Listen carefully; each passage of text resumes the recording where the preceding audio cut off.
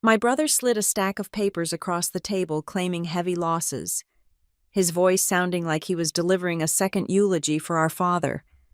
I nearly signed it all away until I spotted a tiny number in the corner, a detail he should not have missed. 3 weeks later, I walked into a family meeting with a forensic accountant. My mother looked at the first line and dropped her teacup as if she had just heard her own name in a criminal verdict. My name is Camilla Green. I am 34 years old, and for the last 8 years, I have made a living by predicting the worst-case scenario. My official title at the Briarstone Meridian Group is Senior Risk Assessment Manager. It is a sterile, corporate way of saying that I get paid to look at a perfectly good business plan and point out exactly where the structural fractures will occur before the first brick is even laid. I live in a world of probability, actuarial tables, and cold, hard logic. I live in a high-rise apartment 200 miles away from the smell of salt water and old cedar that defines my hometown. But today, I was not in a glass-walled conference room. I was sitting at a scarred oak table in the back office of Harbor and Hearth, the restaurant my father, Frank Green, had built with his bare hands more than 30 years ago. The air in the office was stale, recycling the scent of yesterday's clam chowder and floor wax. Across from me sat my brother, Ethan. He looked older than I remembered, or perhaps he was just trying to look that way. His shoulders were slumped forward in a posture of defeated exhaustion that seemed heavy enough to crack the floorboards.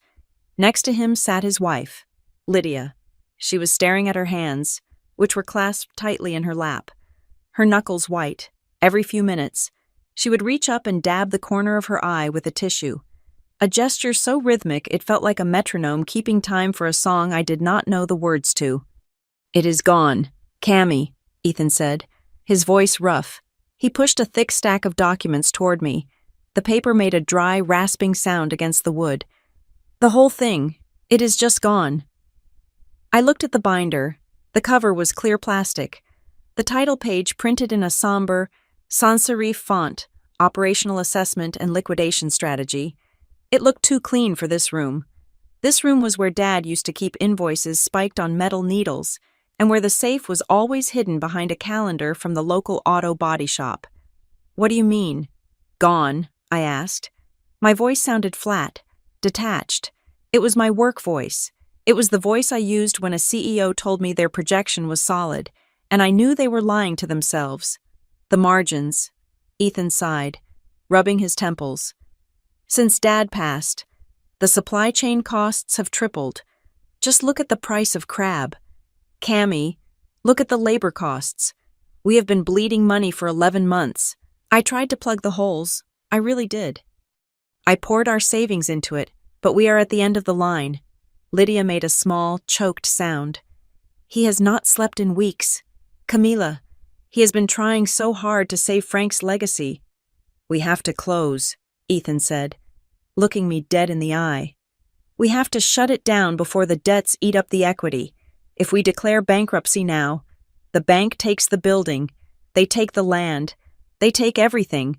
But if we sell now, right now, we can pay off the vendors and maybe walk away with a little bit of cash, enough to keep Mom comfortable." He opened the binder to a page marked with a sticky note. The columns of numbers were aggressive. Red ink dominated the bottom line. It showed a downward trajectory that looked less like a business struggling and more like a plane nosediving into the ocean. "I have a buyer," Ethan said, lowering his voice. "A holding company. They want the location, not the brand. They will bulldoze it, probably put up condos. But they are offering a clean exit. They need an answer by Friday." He slid a pen across the table. It was a nice pen, heavy and expensive, not the cheap plastic ballpoints Dad used to chew on. "I need you to sign over your share of the operational rights," Ethan said. "It allows me to execute the sale on behalf of the trust. I will handle the liquidation, the lawyers, the final payouts. You just go back to the city. You do not need to watch them take the sign down. I will take that heat. I will handle the ugly part." "It is the humane thing to do," Lydia whispered.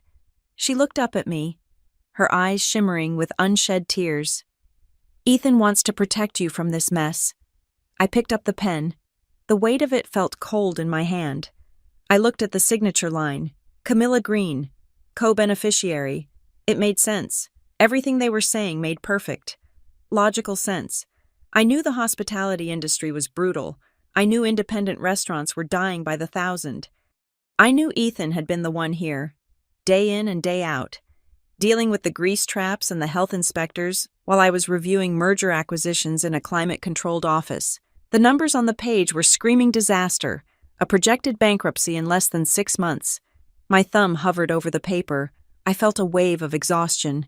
It would be so easy to sign, to let the grief of losing Dad finally be over, to sever the last physical tie to this town that felt too small for me. Ethan was stepping up. He was being the big brother, shielding me from the wreckage. But then, a voice echoed in the back of my head. It was gravelly and smelled of tobacco and Old Spice. Don't you ever sign anything you don't understand, Millie, especially if it's family asking. Strangers want your money, but family feels entitled to it. Frank Green was a paranoid man, but he was rarely wrong about human nature.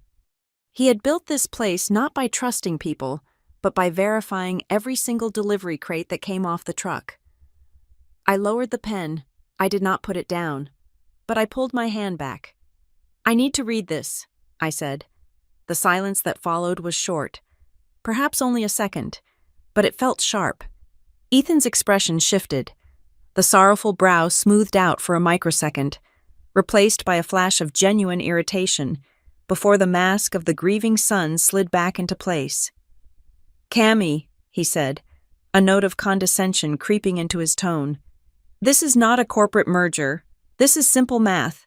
We are out of money. The buyer walks on Friday. If we wait, we lose the offer. We lose the equity. I understand that," I said, keeping my voice even. "But I cannot sign away half of Dad's life work based on a 5-minute summary. I need to review the financials." "We don't have time for a full audit," Lydia snapped. It was the first time her voice hadn't sounded like a whimpering breeze. She cleared her throat, softening immediately. "I mean, the stress is killing him. Camila, can't you just trust your brother?" "It is not about trust," I lied. It was absolutely about trust. It is about due diligence. It is what I do for a living.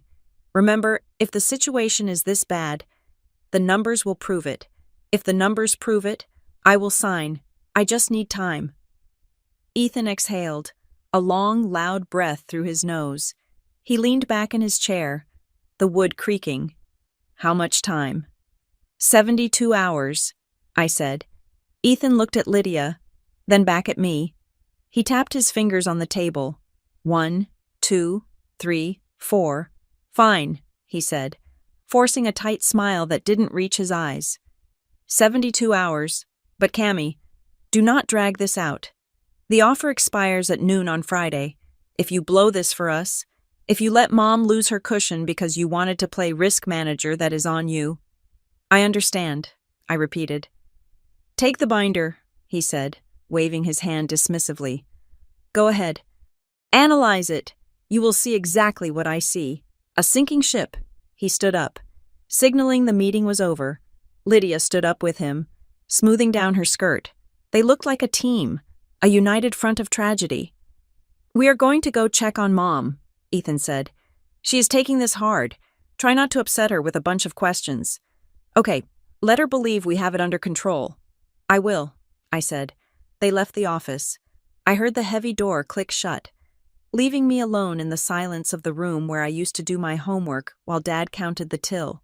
I sat there for a moment, listening to the hum of the old refrigerator in the corner. My heart was beating a little faster than it should have been. I felt guilty. I felt like a cynic.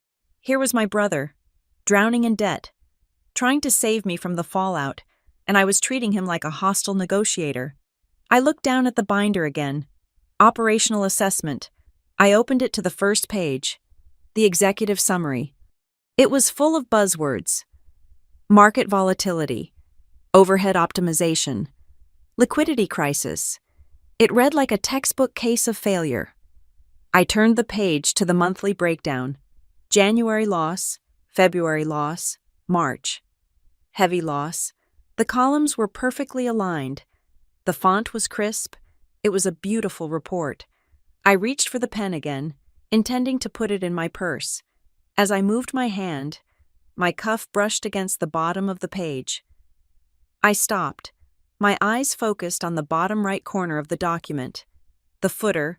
Usually, when you print a report from a standard accounting software or a point-of-sale system, the footer generates a specific code, a date stamp, a page number, sometimes the name of the software license holder. This page had a footer. It was in a tiny 6-point font, gray against the white paper.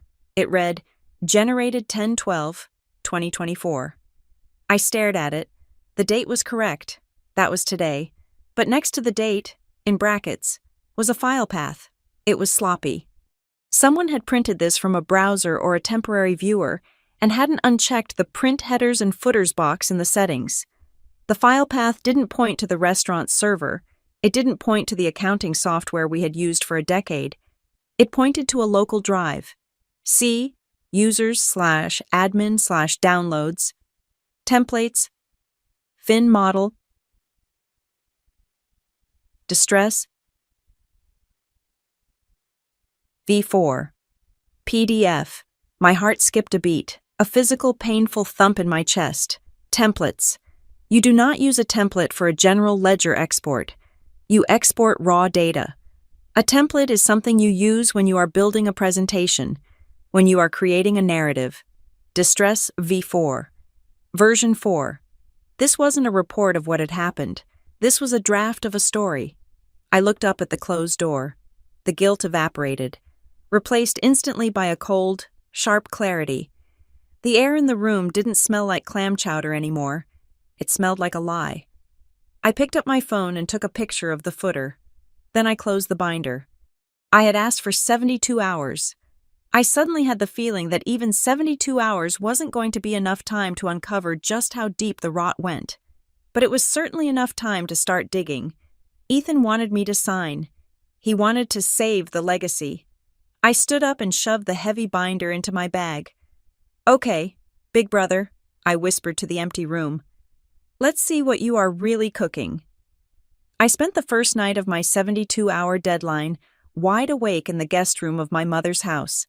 The house was quiet, filled with the heavy, muffled silence of people pretending to sleep while worrying about money. I had the binder spread out across the antique quilt on the bed, illuminated by the harsh blue light of my laptop screen. I was not reading the numbers anymore. I was looking at the art. That was what this document was. It was art. It was a performance piece. In my line of work at Briarstone Meridian, I look at financial reports all day. Real financial reports are ugly. They are exported from ancient database software that nobody has updated since the early 2000s. The columns often misalign slightly when converted to PDF. The fonts are usually Times New Roman or Courier New. Standard defaults that scream utility. Ethan's report was beautiful. The font was a crisp, modern sans serif, likely Calibri or Helvetica. The headers were shaded in a tasteful slate gray. The columns were justified, with a precision that suggested a layout tool, not an accounting export. The electronic signatures at the bottom of the vendor agreements were identical pixel for pixel, lacking the slight variations in pressure or angle that usually occur even with digital pads. It looked too clean. It looked like a brochure designed to sell a timeshare, not a ledger detailing the death of a family business. I needed to see the reality behind the spreadsheet. I could not exactly walk into the restaurant kitchen and start counting tickets without alerting Ethan, so I decided to audit the digital footprint. If the restaurant was truly bleeding out, the customer volume should reflect that. I opened a new browser window and pulled up the Yelp page for Harbor and Hearth. Ethan had told me, with tears in his eyes, that Tuesday nights were a graveyard. He said they were lucky to turn 4 tables. I scrolled to the reviews from last Tuesday. Best date night ever. Wrote a user named Sarah K92. The place was packed, but the wait was worth it for the cedar plank salmon. Definitely make a reservation. I checked the timestamp. The review was posted 2 days ago. I went to Instagram. I searched the location tag for the restaurant. Dozens of photos appeared, all uploaded within the last month. I saw tables crowded with wine glasses and appetizers. I saw a video story posted last Friday night. A night Ethan's report listed as having a 40% drop in revenue due to inclement weather. In the video, the background was a blur of motion. Servers were weaving through a packed dining room. The ambient noise was a roar of conversation and clinking silverware. The distinct sound of a business that was thriving, not dying.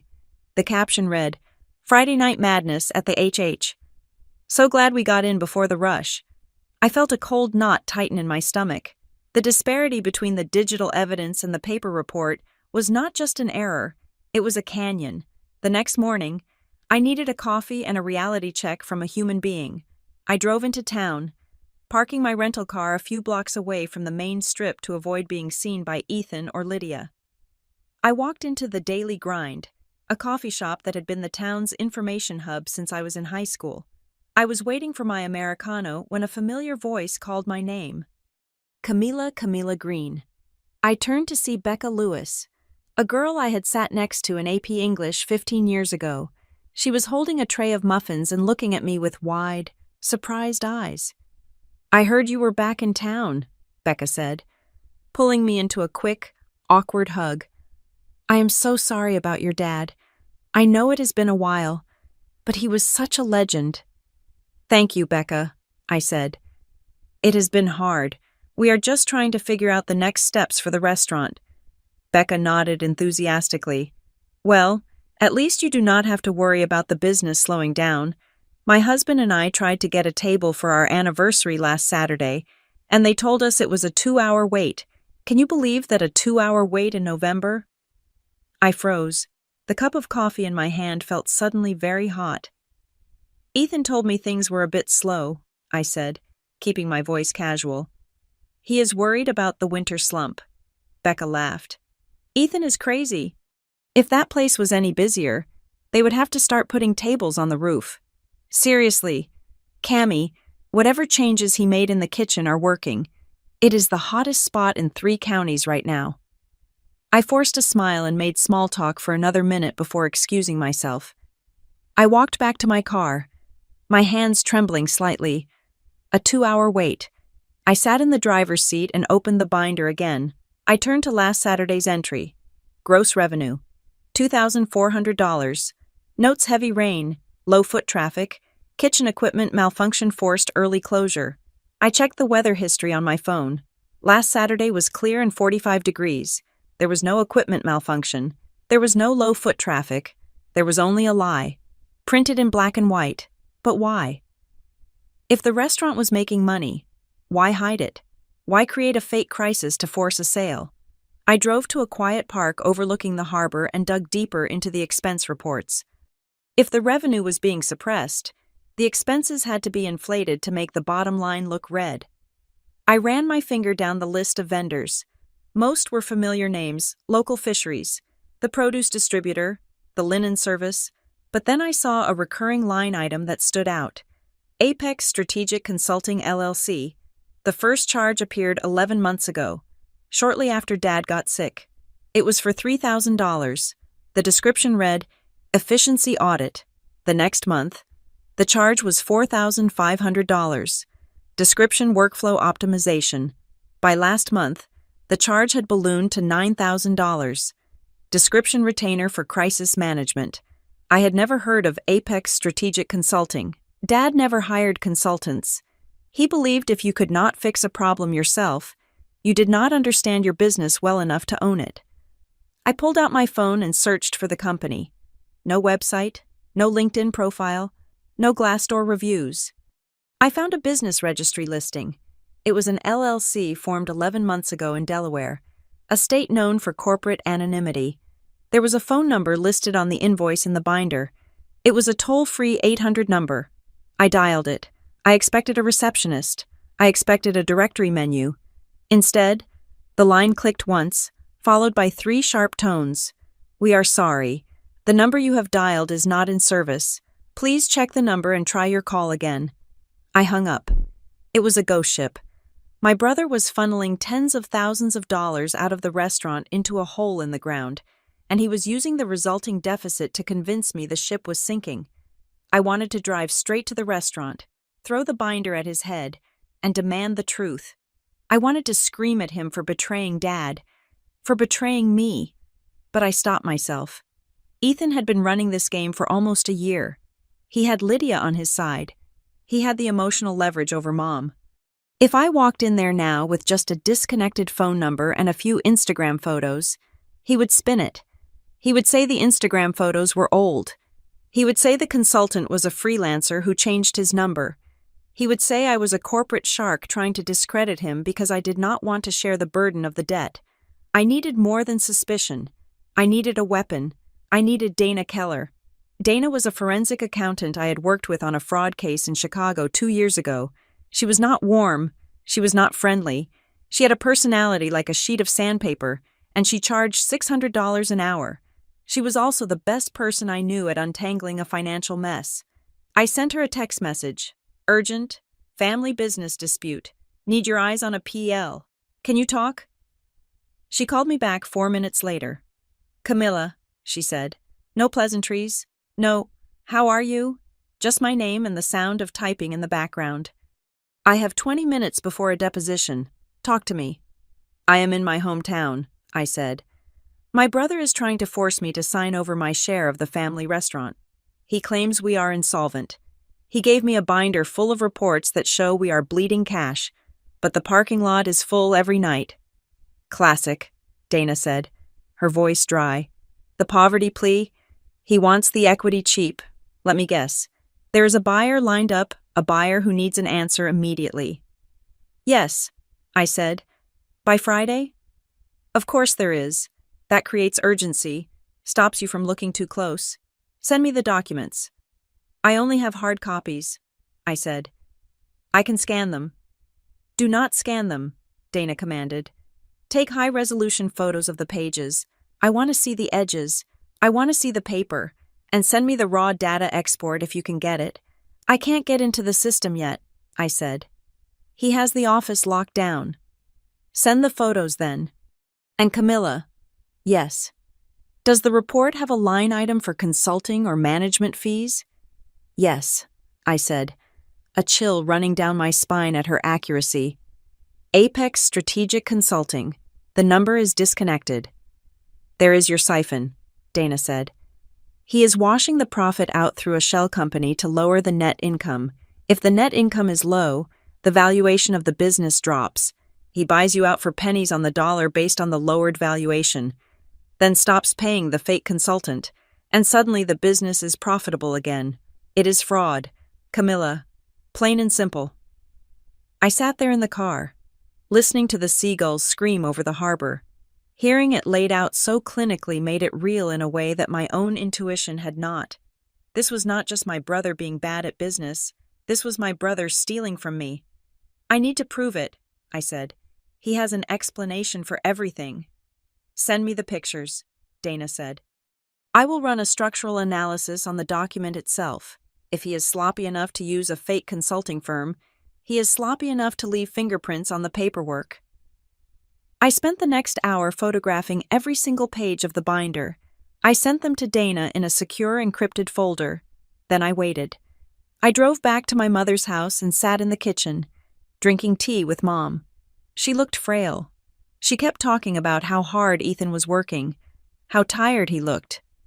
He is just like your father, she said, her eyes misty. He tries to carry the whole world on his shoulders. I had to bite the inside of my cheek to keep from screaming. He was not carrying the world. He was robbing the world. My phone buzzed in my pocket. It was a message from Dana. Call me. Now. I excused myself and went out to the back porch. The wind was picking up, rattling the old wind chimes my father had hung years ago. Did you find something? I asked as soon as she picked up. I am looking at the variance analysis on page 42. Dana said. Her voice was different now. The boredom was gone, replaced by the sharp focus of a predator who has caught a scent. What is wrong with it? The math works, Dana said. The columns sum up correctly, but the font kerning is off. The what? The spacing between the letters, Dana explained. When an accounting system generates a report, It uses a fixed grid. The numbers line up because the software places them in specific coordinates. On this page, and on the 3 pages before it, the spacing shifts. It is microscopic, but it is there. It suggests that these numbers were not populated by a database. What does that mean? I asked, gripping the railing of the porch. It means someone typed them in, Dana said. She paused, letting that sink in. Camila, she continued, her voice dropping an octave. I need you to listen to me very carefully. Usually, when I see these cases, a bad manager edits a real report to hide a few things. They delete a row here, change a figure there. Okay, I said. But this is different, Dana said. I am looking at the metadata of the font rendering. The distortions are uniform across the entire document. The headers, the footers, the data fields, they all have the same artificial spacing. I do not follow, I said. What are you telling me? I am asking you a question, Dana said, and the answer is going to determine whether we are dealing with a civil dispute or a criminal conspiracy. Camila, do you have any reason to believe that this report was ever inside the restaurant's computer system at all? I thought about the file path I had seen. Templates, Fin Model Distress V4. No, I whispered. I think it is a template. Exactly, Dana said.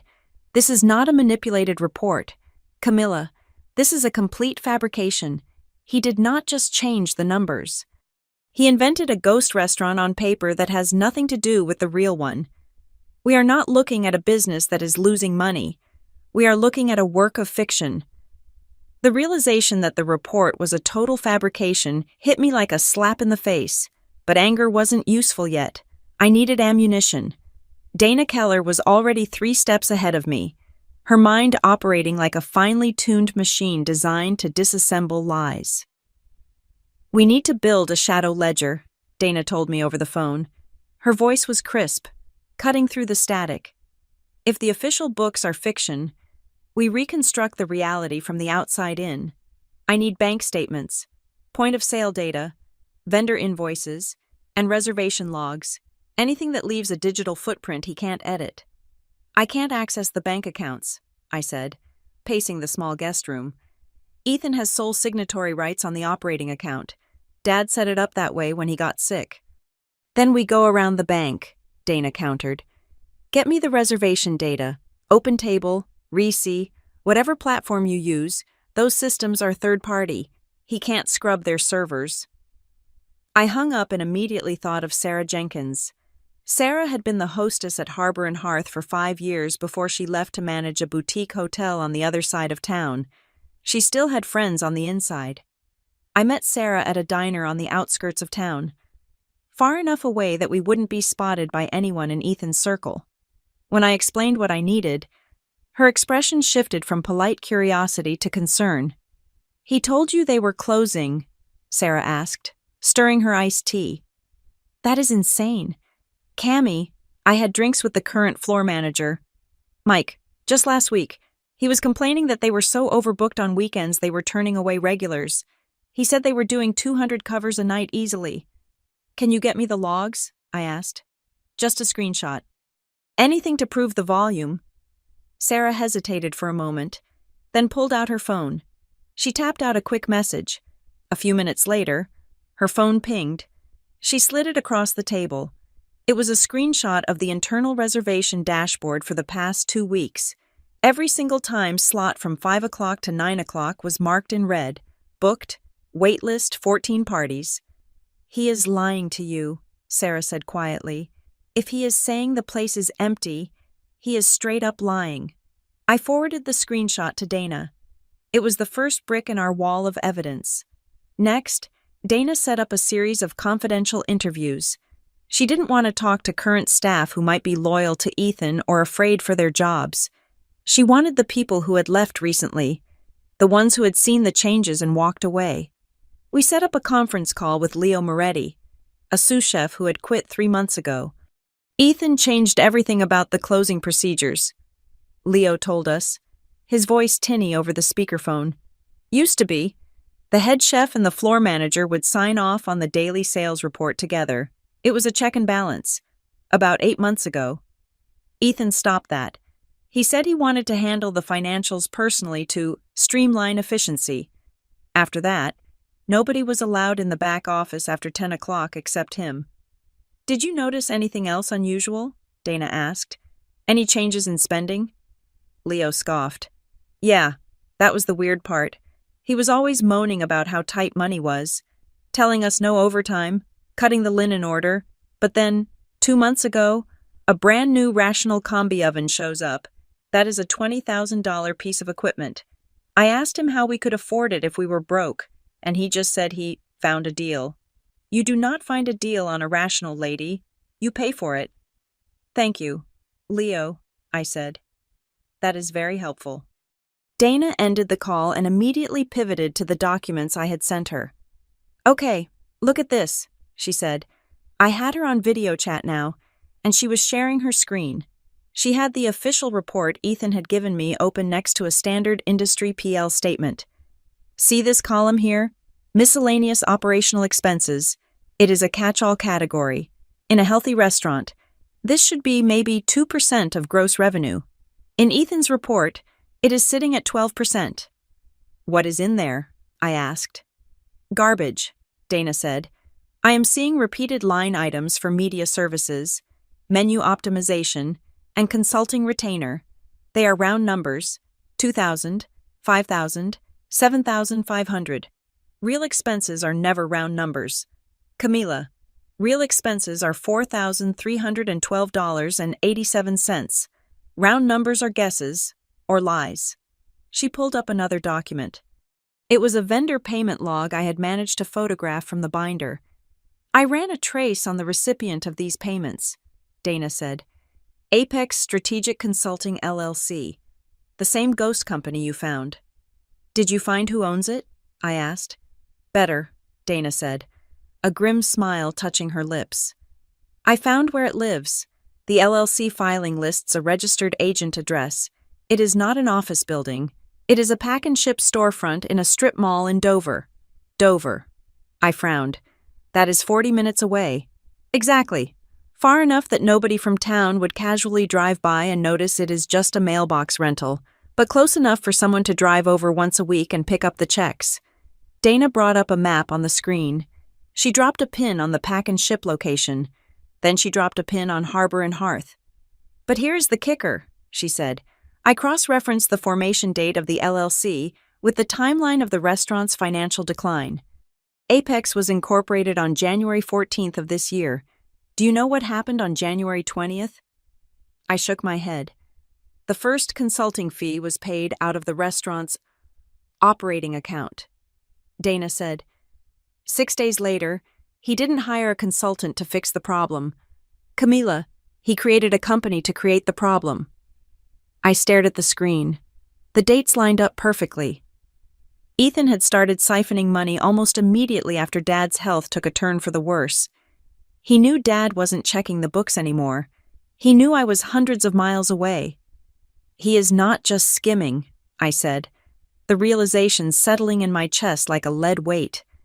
He is manufacturing a loss. Precisely, Dana said. He is paying himself to bankrupt the company. He moves the money from the left pocket to the right pocket, but on paper, the left pocket looks empty. Then he shows you the empty left pocket and says, Look, we have to sell the pants. But why? I asked. If the restaurant is making money, why kill it? Why not just keep running it and take the profit? Because of the equity, Dana said. Right now, you own half. If the restaurant is worth $2 million, your share is $1 million. But if the restaurant is failing and swimming in debt, maybe the valuation drops to $200,000. He buys you out for $100,000 doing you a favor. And the minute the ink is dry, Apex Strategic Consulting disappears. The expenses vanish. The profit margin shoots back up to 20%. And suddenly, he owns 100% of a gold mine for the price of a used car. My hands were shaking. I wasn't just angry anymore. I was horrified. This wasn't just greed. This was a calculated, methodical dismantling of our family's trust. Ethan wasn't just stealing money. He was stealing the truth. There is one more thing, Dana said. Her voice softened slightly, losing some of its clinical edge. I ran a check on the file metadata of the report he gave you, the one you found the path for. The template. Yes, I told you it didn't come from the accounting system, but I found something else. There are no audit logs. In a real financial system, QuickBooks, zero. Toast every time you change a number. The system records it, who changed it, when, and what the old number was. It is impossible to delete those logs without admin access to the server backend. And this file? It is a flat PDF, Dana said. It has no history. It came into existence yesterday morning. It was typed into a Word document or an Excel sheet and then saved as a PDF. It is not a financial record. Camila, it is a brochure, a prop. So, what do we do? I asked. I confront him. No, Dana said sharply. Not yet. If you confront him now, he will shred everything. He will claim it was a mistake, an error in the export. He will cover his tracks. We need to nail him down. We need to find out who is picking up the mail at that box in Dover. I can drive there, I said. Too risky, Dana said. If he sees you, game over. But we can look at the checks. Do you have a photo of the canceled checks? No, I said. Those weren't in the binder. Of course they weren't, Dana said. Because the back of the check shows who endorsed it. If Apex is a shell, someone has to be signing those checks to deposit them. How do I get them? We need access to the online banking, Dana said. You said you don't have the password. I don't. Does anyone else? Dana asked. Anyone besides Ethan? I thought about it. Dad had always been old school. He kept passwords written down in a little black notebook locked in the safe at the restaurant. Ethan had the combination. But then I remembered something. Dad also had a backup, a fail-safe. He didn't trust digital clouds. He trusted physical redundancy. Mom, I said. Mom might have it. Dad used to give her a copy of everything just in case. Go to your mother, Dana said. Do not tell her what we are doing. Do not break her heart yet. Just find out if she has the banking credentials. I found Mom in the garden, pruning the hydrangeas. She looked up and smiled, but the worry lines around her eyes were deep. How are you doing, sweetie? She asked. Have you talked to Ethan? I am looking over the papers. Mom, I said gently. I just wanted to double-check some of the older records. Did Dad ever leave a list of the account passwords with you for the bank? Mom frowned, thinking. Oh, he had that little book. He always told me. Elaine, if anything happens to me, the book is in the cookie jar. Can you believe that the ceramic bear in the kitchen? I felt a surge of affection for my father's simple, stubborn security measures. The cookie jar, top shelf, Mom said. Behind the flour. I went into the kitchen. I stood on a chair and reached for the ceramic bear. It was dusty. I lifted the lid. Inside, nestled among a few stale packets of sugar, was a small, leather-bound notebook. I opened it. Dad's handwriting was shaky but legible. Harbor Operating Act User F. Green Owner, Pass Mackerel 888. My heart hammered against my ribs. I pulled out my phone and logged into the bank's mobile app. I entered the username. I entered the password. It loaded. I was in. I navigated to the transaction history. I filtered for check images. I scrolled until I found a payment to Apex Strategic Consulting for $8,000, dated last month. I tapped the image to flip it over. The endorsement on the back was a scrawl. It wasn't Ethan's signature. It was messy, almost illegible, but underneath the signature, someone had printed the name for the mobile deposit, Carter Vance. I stared at the name, Carter Vance. I knew that name. Carter Vance was Ethan's best friend from high school. The one who had moved away years ago to work in finance, but had recently moved back. I had seen him at the restaurant a few times, sitting in the back booth, laughing with Ethan. Gotcha, I whispered. I took a screenshot and sent it to Dana. Her reply came back 10 seconds later. Bingo, we have the bagman. It is not just embezzlement anymore, Camilla. It is conspiracy. One more thing, Dana texted. Look at the refunds section in the POS data you got from Sarah. Are there a lot of voids? I went back to the screenshot Sarah had sent. I zoomed in. Void comp $450. Reason manager meal. Void comp $320,000. Reason spilled wine. Void comp $500,000. Reason customer complaint. The list went on and on, hundreds of dollars a night being voided out of the system.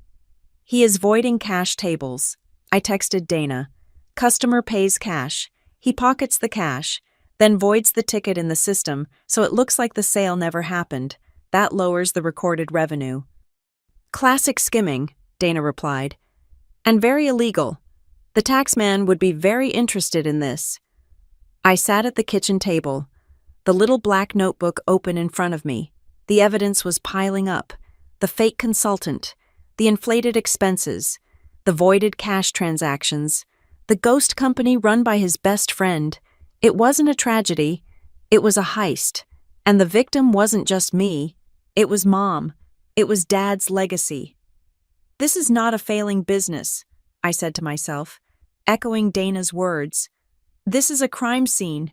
The phone rang. It was Ethan. Hey, Cammy, he said. His voice was bright, falsely cheerful. Just checking in. You about done with that review? The buyer is getting antsy. I took a deep breath.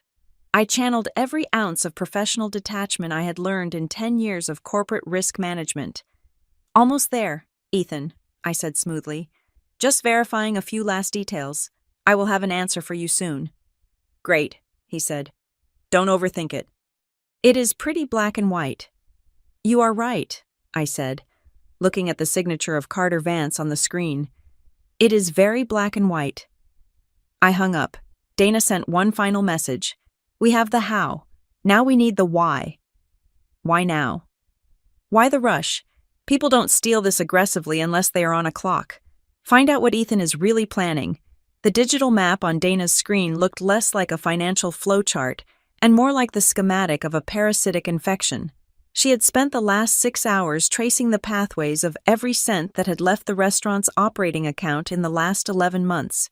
And the resulting web was a testament to my brother's desperation and his audacity. It is a classic wash cycle, Dana said, her voice tinny through the laptop speakers.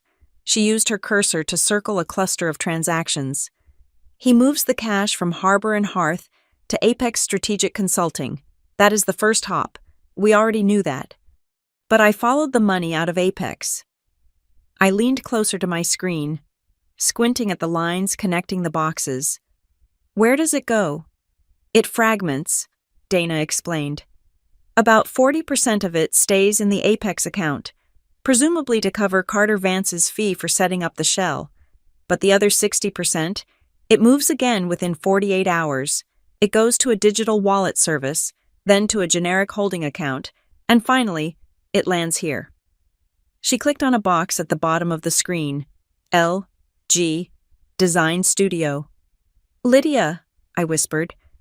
Does his wife run a design business? Dana asked. She has a hobby studio, I said, feeling a fresh wave of nausea. She makes custom greeting cards and table centerpieces. She makes maybe $500 a year at the Christmas craft fair. Well, Dana said dryly, according to this, her studio has invoiced Apex Strategic Consulting for creative direction, totaling nearly $45,000 this year. It was a closed loop. Ethan was stealing from the restaurant, washing it through his best friend's fake company, and depositing it right back into his wife's pocket. They were cannibalizing my father's legacy to fund their own lifestyle, all while crying poverty to me. But then Dana pointed to another line, a thin red thread that didn't go to Lydia. It went back to Carter Vance, but not to the Apex account. It went to a personal account. Who is this guy really? Camila, Dana asked. I see the payments. I see the LLC. But friends do not usually commit felonies for each other just for a small cut. There is a lot of trust here, or leverage. I closed my eyes and let my memory drift back. Carter Vance. I hadn't thought about him in years, but now the image was sharp. High school. Carter was the guy who always had the newest sneakers but no job. He was the one who sold pirated DVDs out of his locker. He was Ethan's shadow. I remembered a day about 6 months ago, when I was home for a weekend visit. I had stopped by the restaurant to say hello. The door to the back office was slightly ajar. I heard Ethan laughing a low, conspiratorial laugh I rarely heard anymore. I had peeked in. Ethan was sitting behind the desk, and Carter was sitting on the edge of it, flipping a coin. When they saw me, the laughter died instantly. Carter had hopped off the desk, smoothed his jacket, and flashed a smile that didn't reach his eyes. Just talking fantasy football. "Cammy," he had said. "He is an enabler." I told Dana. "He is the guy Ethan calls when he wants to do something stupid but doesn't have the guts to do it alone. Carter provides the mechanism. Ethan provides the money." "Well, their mechanism is getting sloppy," Dana said. "Look at the invoicing structure." She pulled up a spreadsheet comparing the consulting fees month over month. January $3,000, February $3,500. March $4,000. It goes up by exactly $500 every month until it caps at $8,000. That is not how billing works. You do not accidentally incur costs in perfect $500 increments. This is a salary payout schedule. They are treating the theft like a paycheck. I stared at the numbers. It was so arrogant. They didn't even try to make it look random. They assumed nobody would ever look this deep. They assumed I would just sign the papers and walk away. "There is something worse," Dana said. Her tone shifted. The clinical detachment was gone, replaced by a note of genuine professional alarm. I ran a title search on the restaurant property, just to be thorough. I wanted to see if there were any liens we didn't know about. "There shouldn't be," I said confidentially. "Dad paid off the mortgage in 1998. We had a bonfire on the beach. He burned the note. It was one of the happiest days of his life." "I am sure it was," Dana said softly. "But there is a new mortgage. Camilla." The air left the room. "What?" "Recorded 6 months ago," Dana said. "A secured business loan against the deed. $300,000. Lender is a private equity firm based in Chicago. High interest. Short term." "That is impossible," I stammered. "Ethan can't take out a mortgage on the building without my consent. We are co-trustees. The deed requires both signatures for any encumbrance over $50,000. Dana didn't say anything. She just opened a new file and dragged it onto the shared screen. It was a loan agreement. Secured promissory note. I scanned the document, my heart hammering against my ribs like a trapped bird. I saw Ethan's signature, bold and heavy in blue ink, and then, right next to it, I saw mine. Camilla Green. It wasn't wet ink. It was a digital stamp. A DocuSign certification code was printed underneath it. "I never signed this," I said, my voice shaking. "Dana, I swear to you, I never saw this document. I was in Seattle 6 months ago. I haven't signed anything related to the property since the probate hearings." "I believe you," Dana said. I checked the IP address in the audit trail of the electronic signature. The signature was executed from a computer with an IP address located in guess where? "The restaurant," I whispered. "The back office," Dana confirmed. "He used your old credentials, or he reset your access. He logged in as you, signed the loan as you, and took the money." I felt like I was going to be sick. This wasn't just skimming off the top. This wasn't just stealing profit. Ethan had leveraged the building itself. He had put the physical structure of harbor and hearth, the floors my father swept, the walls he painted at risk of foreclosure. "Where is the $300,000, I asked. "Gone," Dana said. "It hit the operating account and was drained out within 10 days. Most of it went to Apex. Some went to capital improvements that I can't verify. But here's the terrifying part. Camilla, this is why he is pressuring you to sell right now." She paused, making sure I was listening. "The loan is a balloon note. It comes due in full in 30 days. He has no way to pay it back. He spent the money. If he defaults, the lender takes the building, and the fraud is exposed. The bank will investigate. They will see the forged signature, and he goes to prison for a long time." I pieced the puzzle together in my head. It was a house of cards that was already on fire. So the sale, I started. The sale is his escape hatch, Dana finished. He found a buyer, this holding company, who is willing to pay just enough to cover the debt and leave a tiny bit over. But to sell the building, he needs a clear title. He needs you to sign the liquidation agreement. The agreement he gave you probably contains a clause that retroactively ratifies all prior management decisions and debts. He wants me to validate the forgery. I realized. If I sign the transfer papers, I am legally accepting the debt as valid. I am effectively saying, yes, I agreed to this loan. He pays off the bank with the sale money. The loan disappears. The forgery is buried, and he walks away clean. And you, Dana added, you walk away with nothing, thinking the business just failed. He paints you as the sister who gave up, the one who let the legacy die because she didn't want to fight for it. He gets to play the tragic hero who tried his best, while you get to be the villain who signed the kill order. I sat back in the chair, the weight of the betrayal crushing me. It was so much more personal than I had realized. Ethan didn't just want the money. He wanted the narrative. He wanted to destroy my reputation to save his own skin. He was willing to gaslight the entire family, to look our mother in the eye and lie about Dad's work, just to cover up his own incompetence and greed.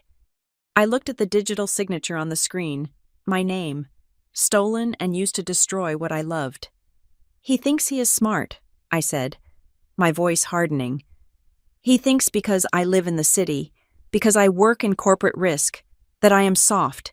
He thinks I will just sign to avoid the conflict. He is banking on your emotions, Dana said. He brought your mother to that meeting for a reason. He knows you won't want to upset her. He is right, I said. I don't want to upset her. I stood up and walked to the window. The sun was setting over the harbor, turning the water a deep, bruised purple. But I am not going to protect him anymore, I said. What is the play? Dana asked. We have enough for a police report right now. Fraud, forgery, grand larceny. We could have him in handcuffs by dinner time. No, I said instantly. If we arrest him now, the story becomes about the scandal. The restaurant gets seized as evidence or assets. Mom dies of a broken heart seeing her son in the news. The town remembers Frank Green's legacy as a crime scene. So what do you want to do? I want him to admit it, I said. I want him to say it in front of the family. I want Mom to see who he really is, not what the police say he is, and I want to save the restaurant. That is a tall order, Dana warned. The loan is due in 30 days. I have money, I said. I have savings. I can cover the balloon payment if I have control of the accounts, but I need to get him out. Completely. Okay, Dana said. Then we don't tell him we know. Not yet. No, I agreed. We let him think he has won. He wants a signature, I will give him a meeting. I picked up my phone. Ethan had sent me 3 texts in the last hour, asking for an update, thinking about you. Cammy. Hope you're making the right choice for Mom. I stared at the message. The manipulation was so transparent now. I typed a reply. I have reviewed the numbers. Let's meet on Sunday. Bring Mom. I think I'm ready to sign. I hit send. He is going to bring the papers, Dana said. He is going to have a notary ready. Let him, I said. I am bringing something too. I will prepare the exhibit binder, Dana said. Timeline, bank traces, the forgery analysis. We will walk in there with a nuclear warhead in a briefcase. Dana, I said, pausing before I cut the connection. Thank you. Do not thank me yet, she said. Sunday is going to be ugly. When you corner a rat, especially a rat that thinks it is a lion, it bites. I know, I said. I am counting on it. I closed the laptop. The room was dark now. I didn't turn on the light. I sat in the shadows, thinking about the brother I used to have, the one who taught me how to skip stones, the one who protected me from bullies on the playground. That brother was gone. The man waiting for me on Sunday was a stranger wearing his face, and I was about to introduce him to the sister he didn't know he had. The vibration of my phone on the bedside table sounded like a warning alarm. It was Saturday morning, 24 hours before the deadline. I picked it up. The message was from Ethan. Sunday at 1 o'clock. Mom is making pot roast. She really wants us to get this settled so she can stop worrying. See you there. I stared at the screen. It was a masterclass in manipulation. By setting the meeting over Sunday lunch, he was grounding the negotiation in family tradition. By mentioning Mom's pot roast, he was invoking the ghost of our childhoods. And by explicitly stating that Mom wanted this settled, he was preemptively casting any objection I raised as an attack on her peace of mind. He was using our mother as a human shield. I took a deep breath and typed my reply. I needed to sound beaten. I needed him to believe that the fight had already left me. Okay, I will be there. I just want to do what is best for everyone. If the numbers say we have to sell, then I guess we have to sell. I hit send. The response came back instantly. A thumbs up emoji. He took the bait. He thought I was folding. He thought the corporate risk manager had looked at his terrifying spreadsheet, panicked, and decided to cut her losses. He had no idea that while he was planning a victory lunch, I was preparing an indictment. I spent the next 2 hours on a video call with Dana. She had compiled everything into a single, devastating PDF. But for tomorrow, we needed physical props. People like Ethan do not fear data, Dana said, holding up a file folder on her screen. They fear exposure. If you just talk about numbers, he will talk over you. He will use emotional buzzwords. You need to put something on the table that he cannot talk his way out of. I have a printer here, I said. Tell me how to organize it. Color code it, Dana instructed. Blue for the bank statements. Red for the discrepancies. Yellow for the shell company evidence. When you lay them out, I want it to look like a police board. Make it visual. Make it undeniable. I printed the documents. The stack was thick. The blue pile. The real reservation logs from OpenTable showing a full house versus Ethan's fabricated spreadsheets showing an empty dining room. The yellow pile. The corporate registration for Apex Strategic Consulting, linking it to the mailbox in Dover, and the endorsed check with Carter Vance's signature. The red pile. The loan documents. The $300,000 mortgage taken out against the building, featuring the digital forgery of my signature. This red pile, Dana said, her voice serious. This is your nuclear option. You do not lead with this. You save it for when he tries to run. I understand, I said. And Camila, Dana added, I need you to secure your flank. If he realizes he is cornered, he might try to move the money or sign the sale agreement before you can legally stop him. You need an injunction ready to go. She was right. I grabbed my coat and drove into town to see Marcus Thorne.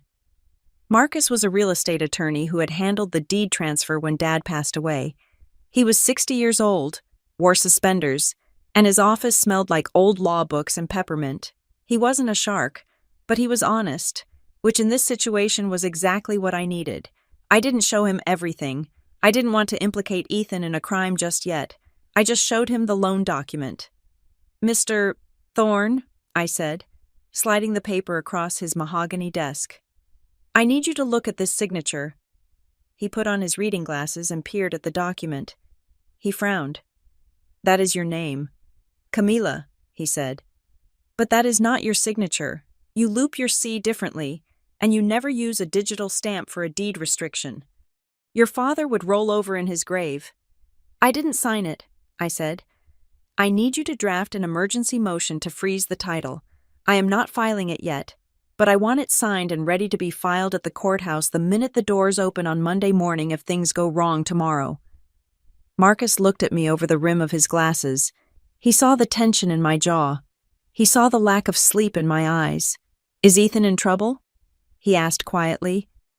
Ethan is confused, I said carefully. He thinks he owns things that do not belong to him. I am just going to clarify the boundaries. Marcus nodded slowly. He didn't ask any more questions. He drafted the motion. I signed the affidavit. Now, no matter what Ethan tried to pull, even if he forged my signature on the sale documents. We had a sworn statement predating the sale, stating that I did not consent. I left his office feeling a little lighter. The legal safety net was in place. Now I needed to close the loop on the operation. I drove to the employee parking lot behind Harbor and Hearth. I had arranged to meet Mike, the floor manager, during his break. Mike was smoking a cigarette by the dumpster, looking tired. When he saw me, he straightened up and stomped it out. "Miss Green," he said, "I didn't think I'd see you here." "I am not here. Mike," I said, "this conversation never happened, but I need to ask you something. You told me earlier that Ethan took over the financial reporting." "Yeah," Mike said, crossing his arms. "About 8 months ago, locked us all out of the back office." "Has he done anything with the computer system recently?" I asked. "Specifically, the admin access?" Mike laughed, a dry, humorless sound. "Funny you ask. Just yesterday, I tried to log into the inventory management system to order napkins. My password didn't work. I asked Ethan about it, and he said he was migrating the server, but I saw the notification on the screen before he closed it." "What did it say?" "It said admin rights transferred," Mike said. "He changed the recovery email. It used to be the restaurant's general info address.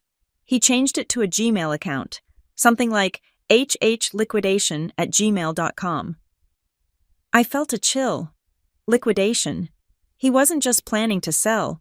He was planning to erase the history.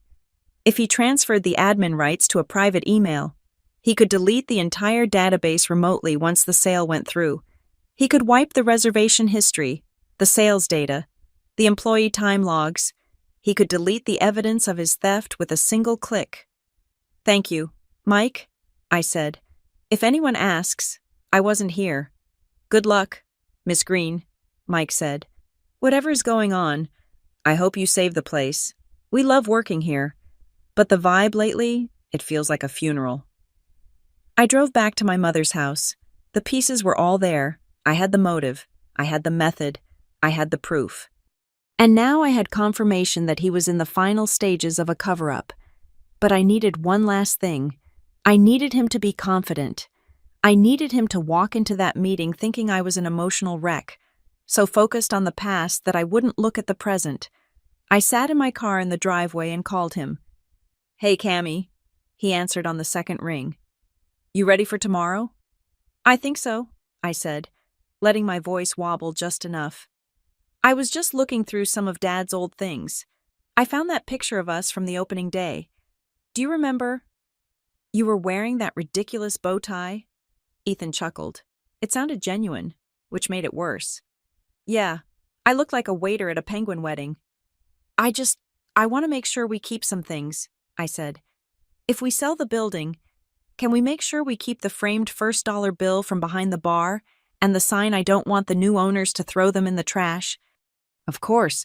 Cammy," Ethan said, his voice dripping with soothing condescension. "We will keep all the memorabilia. I will put it in the contract. We are not erasing Dad. We are just making a smart business move." "Okay," I said. "That makes me feel better. Thanks, Ethan. You are right. It is just a building. We have to be practical." "Exactly," he said. "You are being smart. I am proud of you. See you tomorrow." He hung up. I lowered the phone. "I am proud of you." The audacity of it made my blood run cold. He was proud that he had successfully tricked me. He was proud that he had manipulated his little sister into signing away her inheritance so he could cover his gambling debts or bad investments or whatever hole he had dug for himself. I went inside and went straight to my room. I laid the color-coded documents out on the bed. Dana sent me a final text. "Strategy for tomorrow. Do not make a speech. Do not accuse him of being a thief. Not at first. If you accuse him, he will get defensive and make a scene to shut down the meeting. He will storm out. Then what do I do?" I texted back. "You ask questions." Dana replied. "Specific, technical questions. Liars prepare for the big picture. They have a story for why are we losing money. They do not have a story for why does this specific transaction ID not match the bank statement. Ask these 3 questions. 1. Why does the point of sale system show $12,000 in revenue last Saturday? but your report shows 2002. Who is Apex Strategic Consulting, and why do they share an address with a mailbox rental center? 3. Why is there a $300,000 mortgage on the building signed by me? When I was in Seattle on that date, ask them in that order. Peel the onion. By the time you get to the third question, he won't be able to speak. I memorized the questions. I rehearsed them in the mirror. I watched my own face. I had to look calm. I had to look like the sister he expected until I wasn't. I packed the documents into my leather satchel. I placed the yellow folder at the bottom, the blue in the middle, and the red on top, concealed inside a plain manila envelope. Then I reached for my pen. It was a Mont Blanc fountain pen my father had given me when I got my risk management certification. For signing the big deals, he had said. I held it up to the light. The black resin shone. The gold nib was sharp. Tomorrow, Ethan expected me to use this pen to sign a liquidation agreement. He expected me to sign away Harbor and Hearth. I slipped the pen into the pocket of my blazer. I would use it. All right. But I wasn't going to sign anything. I was going to use it to point at the line on the paper where his life was about to fall apart. I turned off the light and lay down in the dark. I could hear my mother downstairs, humming as she prepped the vegetables for the pot roast. She was happy. She thought her children were coming together to save the family. She was half right. One of us was coming to save the family. The other was coming to destroy it. I closed my eyes, but sleep didn't come. All I could see was the date on the calendar. Sunday, Judgment Day. The smell of slow-cooked pot roast filled my mother's dining room, a scent that usually signaled comfort and lazy Sunday afternoons. Today, however, it smelled like a trap. The table was set with the good china, the plates with the gold rims that Mom only brought out for Christmas and funerals. In a way, I suppose this was appropriate. If Ethan had his way, we were burying the family business today. I arrived precisely at 1 o'clock. I did not come alone. When I walked in, Ethan was already pouring wine. He looked up, his smile freezing halfway up his face when he saw the woman standing next to me. Dana Keller wore a charcoal gray blazer and carried a leather briefcase that looked heavy enough to crush a skull. "Who is this?" Ethan asked, the bottle of Merlot hovering over a glass. "This is Dana," I said, keeping my voice light. "She is a specialist in business valuation. Since we are talking about selling Dad's legacy, I wanted a second pair of eyes to make sure we are getting a fair deal. I knew you would want that too." Ethan's jaw tightened, but he couldn't object without looking suspicious in front of Mom. Mom came out of the kitchen, wiping her hands on her apron. She looked frail, her eyes darting nervously between us. "Oh, a guest," Mom said, her voice trembling slightly. "I can set another place." "No need.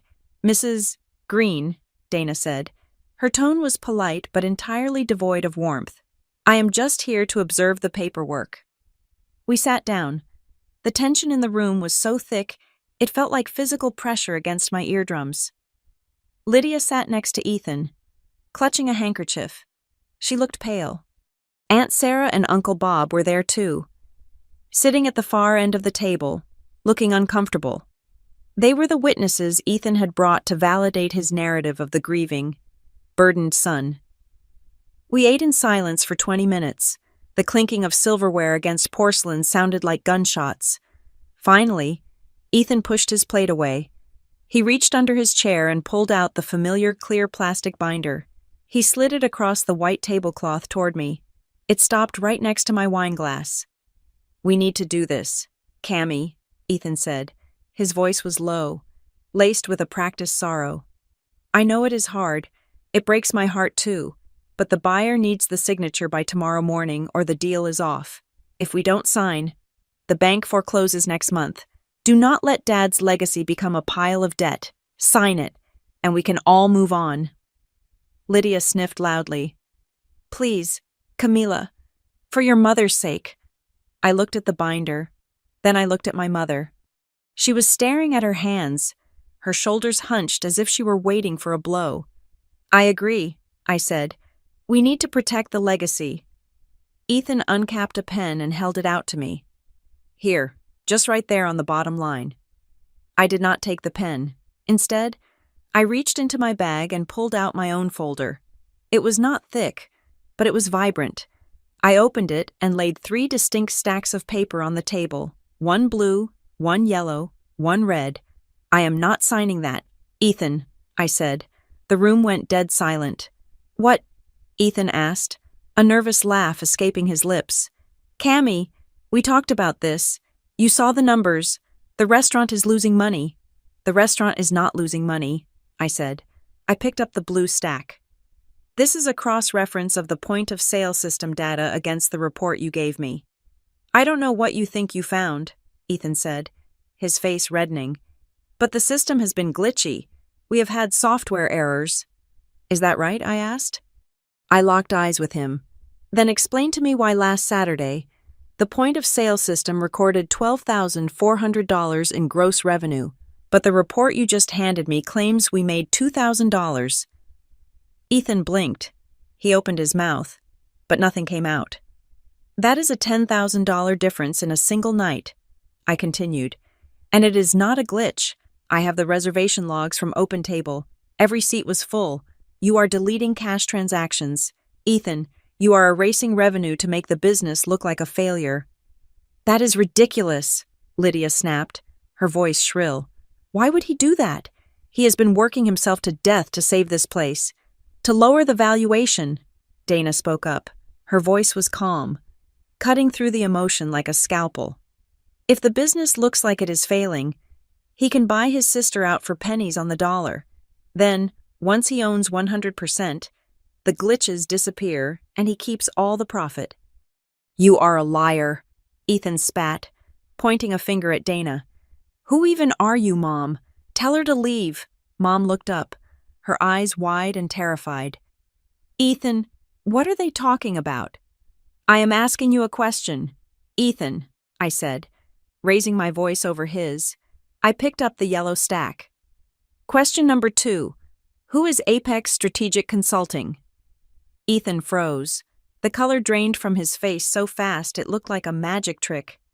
I noticed we have been paying them nearly $8,000 a month, I said, for efficiency audits, but when I look them up, they don't have an office. They have a mailbox at a shipping center in Dover, and the checks they are being endorsed by Carter Vance. I threw the photo of the check onto the table. It landed face up, Carter's signature plain as day. Carter, Aunt Sarah whispered. Ethan's friend Carter. Why is the restaurant funneling money to your high school best friend? Ethan, I asked. And why does the money leave Carter's account and end up in a design studio run by your wife? I looked at Lydia. She wasn't sniffing anymore.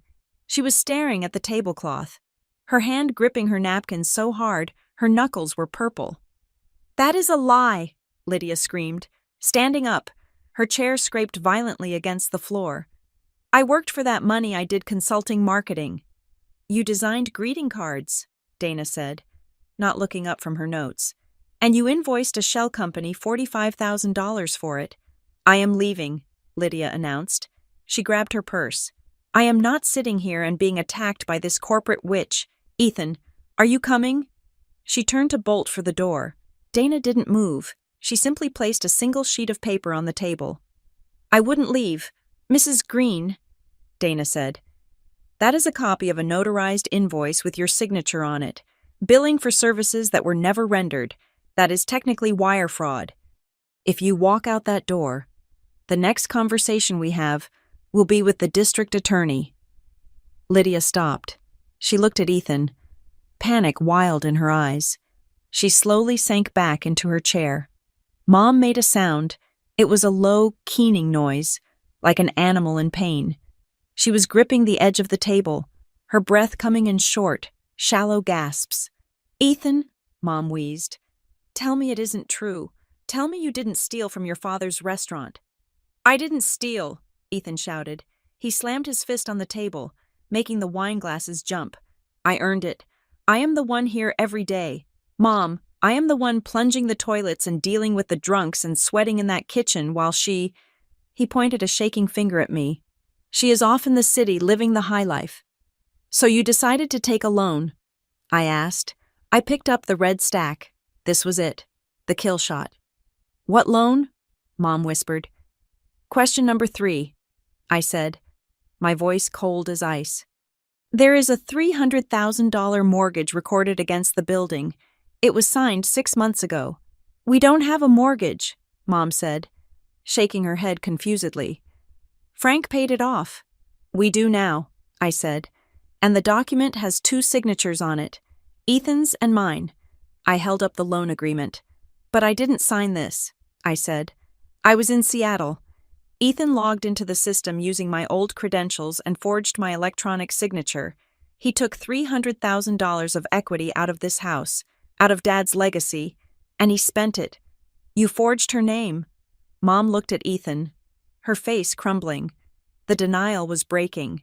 She was seeing the stranger wearing her son's face. I had to, Ethan yelled. He stood up, knocking his chair over. He wasn't pretending to be the sad, burdened brother anymore. He was red-faced, cornered, and vicious. You don't understand business, he screamed at me. I needed capital. I was going to pay it back once we expanded. But you are just like Dad, too scared to take risks. You sit in your ivory tower and judge me. You abandoned this family. Camila, you left. You have not been here for 8 years. You do not deserve half of this place. You deserve nothing. I deserve the truth, I said, remaining seated. And so does Mom. The truth, Ethan laughed, a manic, ugly sound. The truth is that I am the one who kept this place alive while Dad was dying. I am the one who watched him wither away while you were busy getting promoted. I took what was owed to me. That money was my salary for dealing with the misery of this town. It wasn't a salary, Dana said. It was embezzlement, and the loan that is bank fraud. Shut up, Ethan screamed at her. You think you can come into my house and threaten me? I will sell this place. I will sell it tomorrow, and there is nothing you can do about it because I am the operating manager. Actually, I said, you are not. I pulled the affidavit from Marcus Thorne out of my bag. This is an emergency injunction, I said.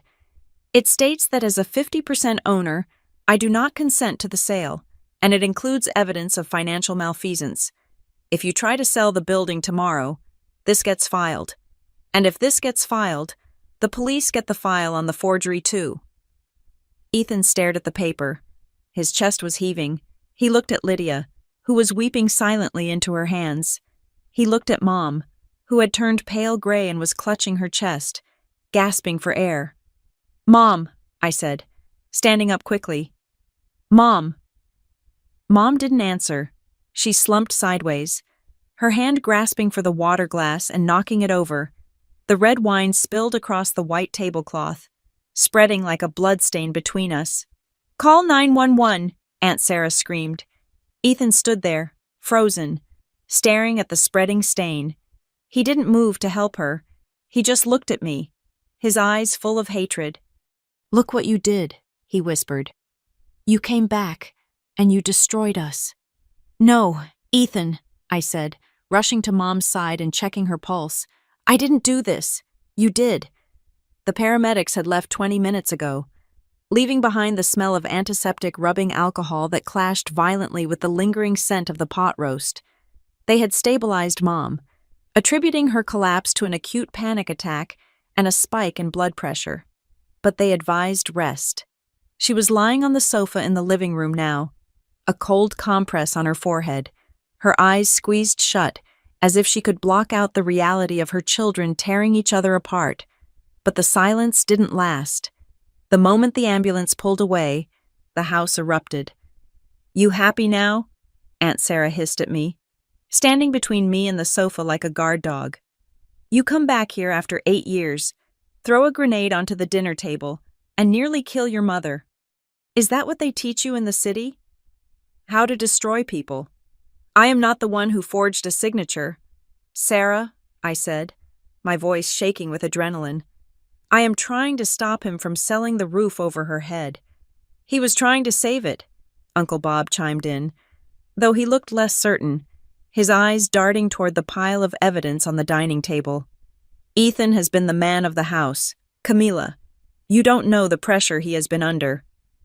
Ethan, who had been pacing the kitchen like a caged tiger, seized on the opening.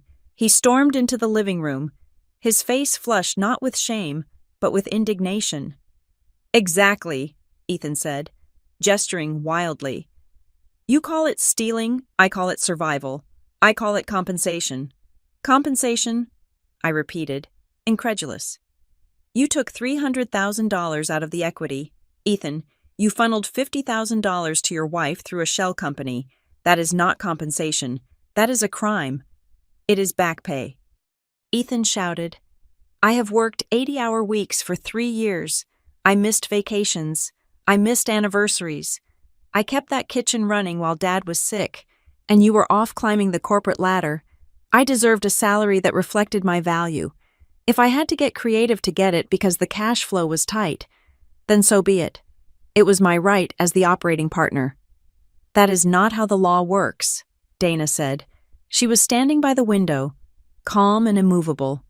"You are a fiduciary. Ethan, you have a legal obligation to act in the best interest of the trust. Paying yourself secret bonuses through a fraudulent vendor isn't creative accounting. It is embezzlement.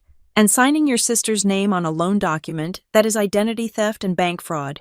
We are not having a moral debate here. We are discussing felonies. Nobody is going to prison." Mom's voice was weak, coming from the sofa. She struggled to sit up, pushing the compress aside. She looked at Ethan with a heartbreaking mix of love and disappointment. Then she looked at me. "Camila," she whispered, "please, we can fix this. We can work it out amongst ourselves. Don't drag the police into this. Think of your father's name. Think of the restaurant. If people find out, people are going to find out anyway." "Mom," I said, kneeling beside her. "Because the bank wants their money in 30 days. I can fix it," Ethan insisted, stepping forward. "I have the buyer. If Camilla just signs the transfer, the sale goes through, the loan gets paid, and we all walk away clean. Mom, tell her to stop this crusade and let me handle the exit." "I am not signing," I said, standing up and facing him. "And neither are you," I turned to Dana. "I want the accounts locked down. Now." "Way ahead of you," Dana said. "I can draft a demand letter for the bank immediately to freeze the operating account due to suspicious activity." "You can't do that," Ethan yelled. "Payroll is on Tuesday. If you freeze the account, the checks bounce, the staff walks, you will kill the business." "Then you better hand over the admin passwords right now," I said. "I will authorize payroll, me, not you. I am taking over the financial controls effective immediately. No check over $500 goes out without my physical signature." Ethan laughed, a harsh, jagged sound. "You think you can just walk in and run the place. You don't know the vendors. You don't know the codes? I learn fast," I said. "And I know enough not to send $8,000 a month to a mailbox in Dover." "Mom," Ethan pleaded, turning back to her. "Stop her. She is humiliating me in my own house." Mom looked at him, tears streaming down her face. She was trapped in the impossible space between two children she loved. She saw the evidence. She knew what he had done, but the instinct to protect her son, the boy she had raised, was fighting against the logic of the situation. "Camila," Mom said softly, "maybe we just let him sell. Just let it be over." "I am so tired. Honey, I don't want a court case. I don't want the neighbors whispering that Frank's son is a thief." It would have been so easy to say yes. It would have been the path of least resistance. To just let him sell, pay off the debt, and let him scurry away into the shadows with whatever scraps were left. It would save Mom the embarrassment. It would save the family name from a scandal. But then I looked at the mantelpiece. There was a photo of Dad standing in front of the restaurant on opening day, covered in flour, grinning like he had just won the lottery. He hadn't built that place for us to sell it to cover up a lie. He had built it on integrity. "I am sorry, Mom," I said, my voice steady. "I love you, but I'm not doing this to hurt the family. I am doing this to save it. If I let him sell the building to cover his tracks, I am an accomplice. I won't let him steal Dad's legacy, and I won't let him steal my name. We are not solving this internally because he has proven he cannot be trusted inside the house. Ethan's face twisted into a snarl. You are a cold-hearted bitch. And you are a fraud, I replied. While we were locked in this standoff, I noticed movement in my peripheral vision. Lydia, who had been huddled in the corner chair crying, had stood up. She was moving toward the kitchen, her phone pressed to her ear. She was whispering urgently, her hand cupped over the mouthpiece. I glanced at Dana. Dana gave me a microscopic nod. She had seen it too. She tapped her watch and then pointed at Lydia's retreating back. Follow the money. Follow the communication. I need air, I announced. I grabbed my purse and stepped out onto the front porch, leaving the suffocating atmosphere of the living room behind. The cool autumn air hit my face, drying the sweat on my forehead. My hands were trembling. I leaned against the railing, trying to regulate my breathing. I had just declared war on my brother. I had just denied my mother's dying wish for peace. My phone buzzed in my pocket. It was an email. The notification showed it was from a generic, encrypted service proton mail. Subject, the real deal. I frowned and opened it. Ms.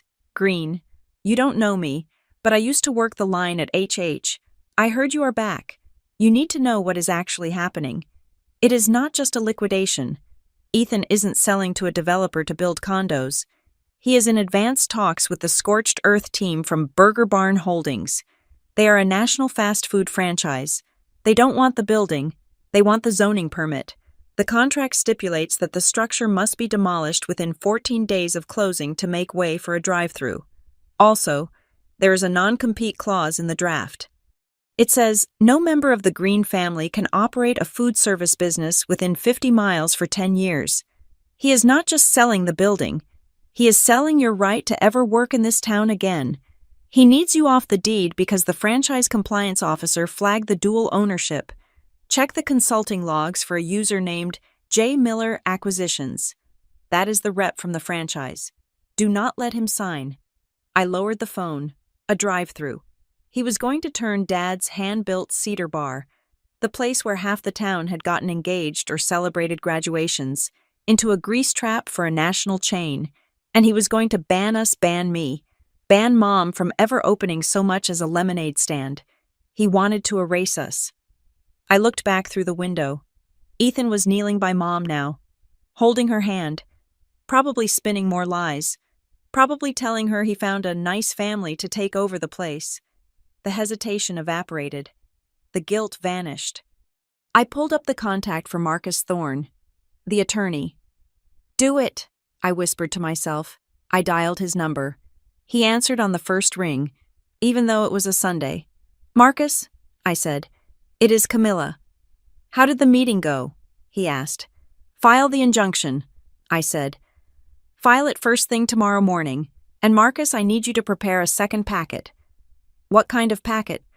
A formal complaint for the District Attorney's Economic Crimes Division, I said. I am sending you a digital file with evidence of embezzlement, forgery, and conspiracy to commit fraud. Camilla, Marcus said, his voice grave. Once we ring that bell, you cannot unring it. This becomes a criminal investigation. Your brother could go to jail. I looked through the glass one last time. I saw Lydia come back into the room. She nodded at Ethan. Ethan looked relieved. They were planning their next move. They were probably thinking they could still outmaneuver me, maybe fake another document, maybe bully Mom into signing a power of attorney. They had no idea that I wasn't playing their game anymore. I know, I said to Marcus, but he made his choice when he signed my name. Now I am making mine. Okay, Marcus said. I will have the courier at the courthouse at 8 o'clock. Thank you. I hung up the phone. I didn't go back inside immediately. I stood on the porch and listened to the wind in the trees. The internal resolution was dead. The time for keeping the peace was over. I wasn't just the sister anymore. I was the plaintiff. And tomorrow, Ethan was going to learn the difference between a family spat and a federal offense. Monday morning did not begin with a bang. It began with the quiet, rhythmic thud of a date stamp hitting a piece of paper at the county clerk's office.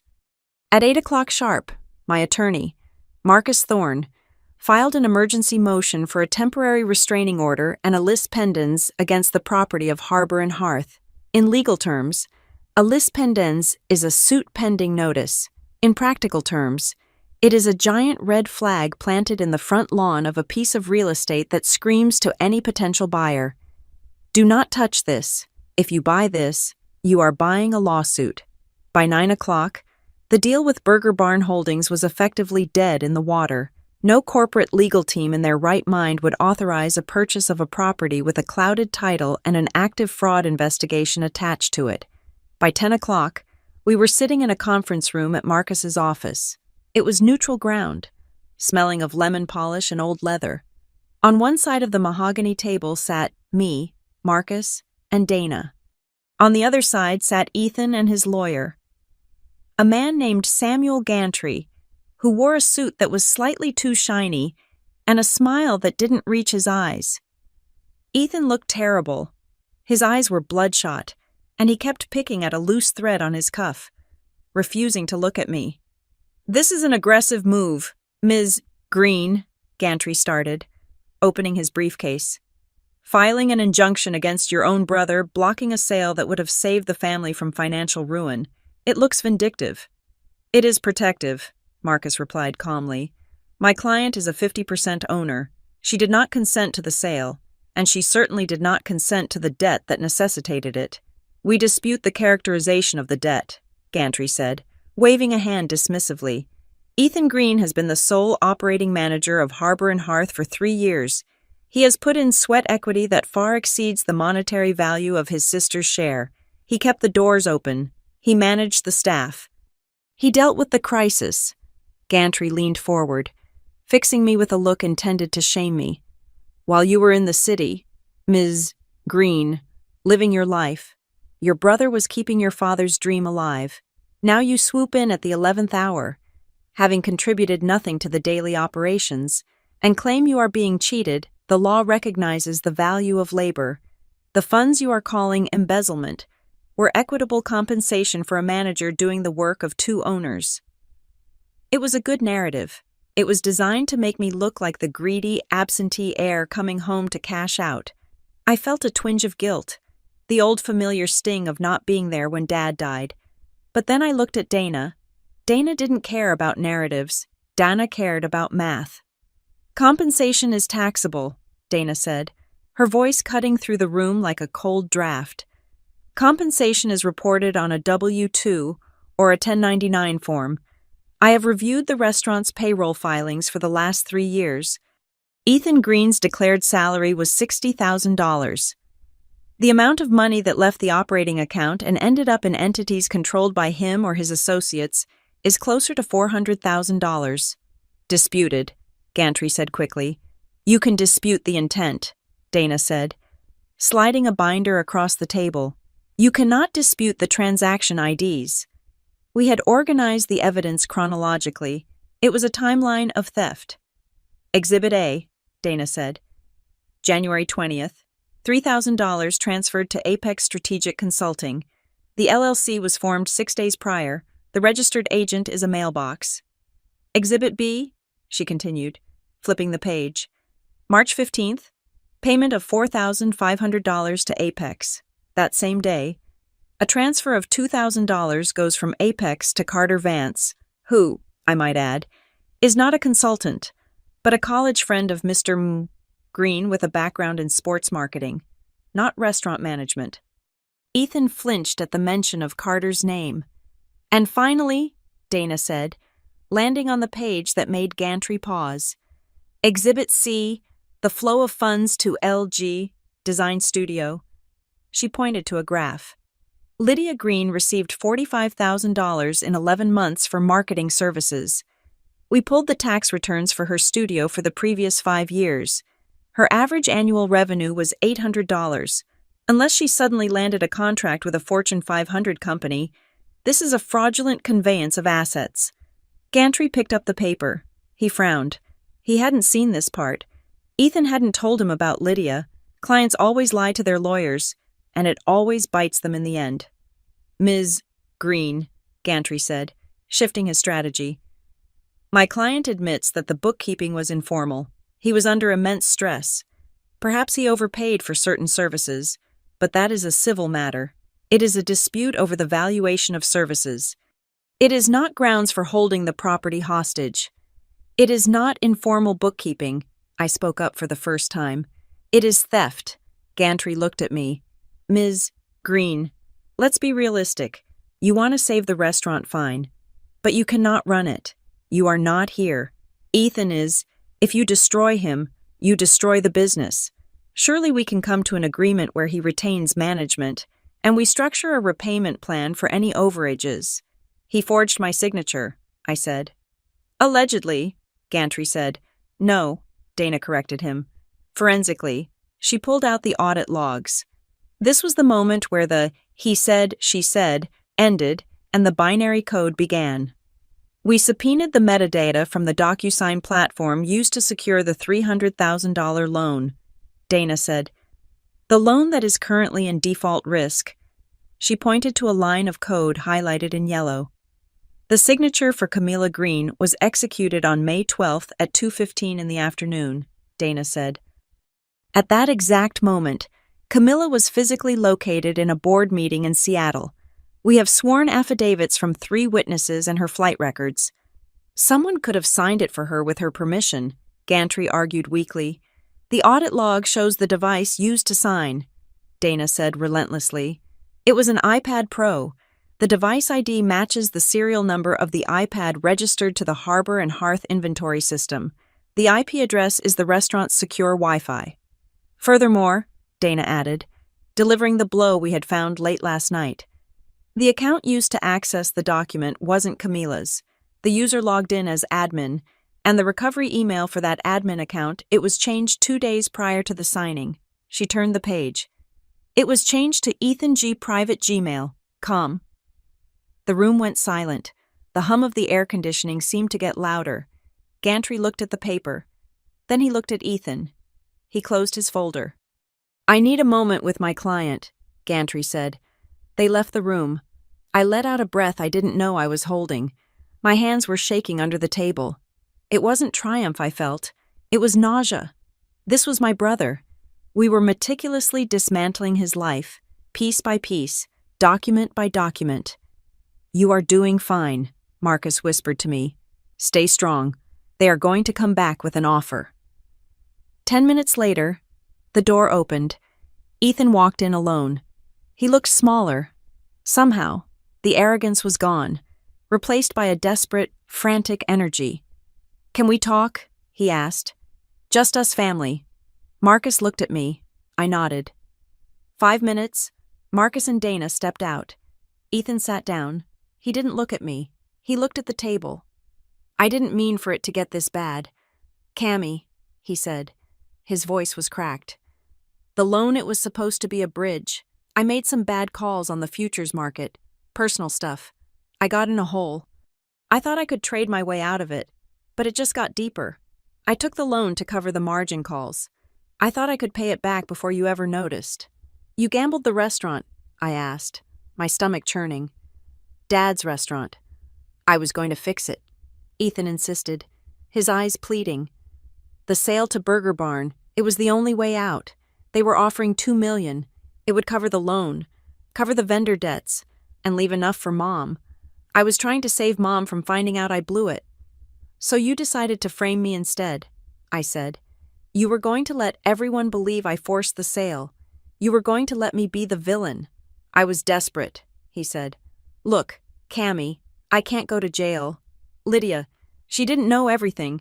She just did what I told her. Don't punish her. He leaned across the table. Here's the deal, he said, lowering his voice. I will sign over 60% of the equity to you.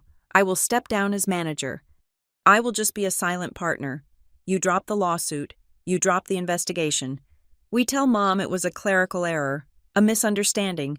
We refinance the loan together. You want me to help you pay back the money you stole? I asked. I want you to help me stay out of prison, Ethan hissed. I am your brother. Doesn't that mean anything? I looked at him. I remembered the day Dad died. I remembered Ethan holding my hand at the funeral. I remembered thinking we were in this together. But then I looked at the file on the table, the forgery, the lies to Mom, the fake company. Contribution doesn't create a right to steal, Ethan, I said softly, and being family doesn't give you immunity for destroying what Dad built. I am offering you peace, he said. Silence. Nobody has to know. Silence is expensive, I said. Dad paid for this place with his life. He worked every day until his heart gave out. You want me to pay for your crimes with my silence? That is too high a price. What? Ethan sneered, pulling back. You are going to send me to jail. You think Mom will ever forgive you for that? I am not sending you to jail, I said, standing up. The evidence is, you built this cage. Ethan, I just turned on the light. I opened the door. Marcus and Dana walked back in. No deal, I said to Marcus. Proceed with the discovery phase. Ethan stood up. He looked at me with pure venom. You will regret this. You think you are so smart with your charts and your logs, but you don't know everything. I know enough, I said.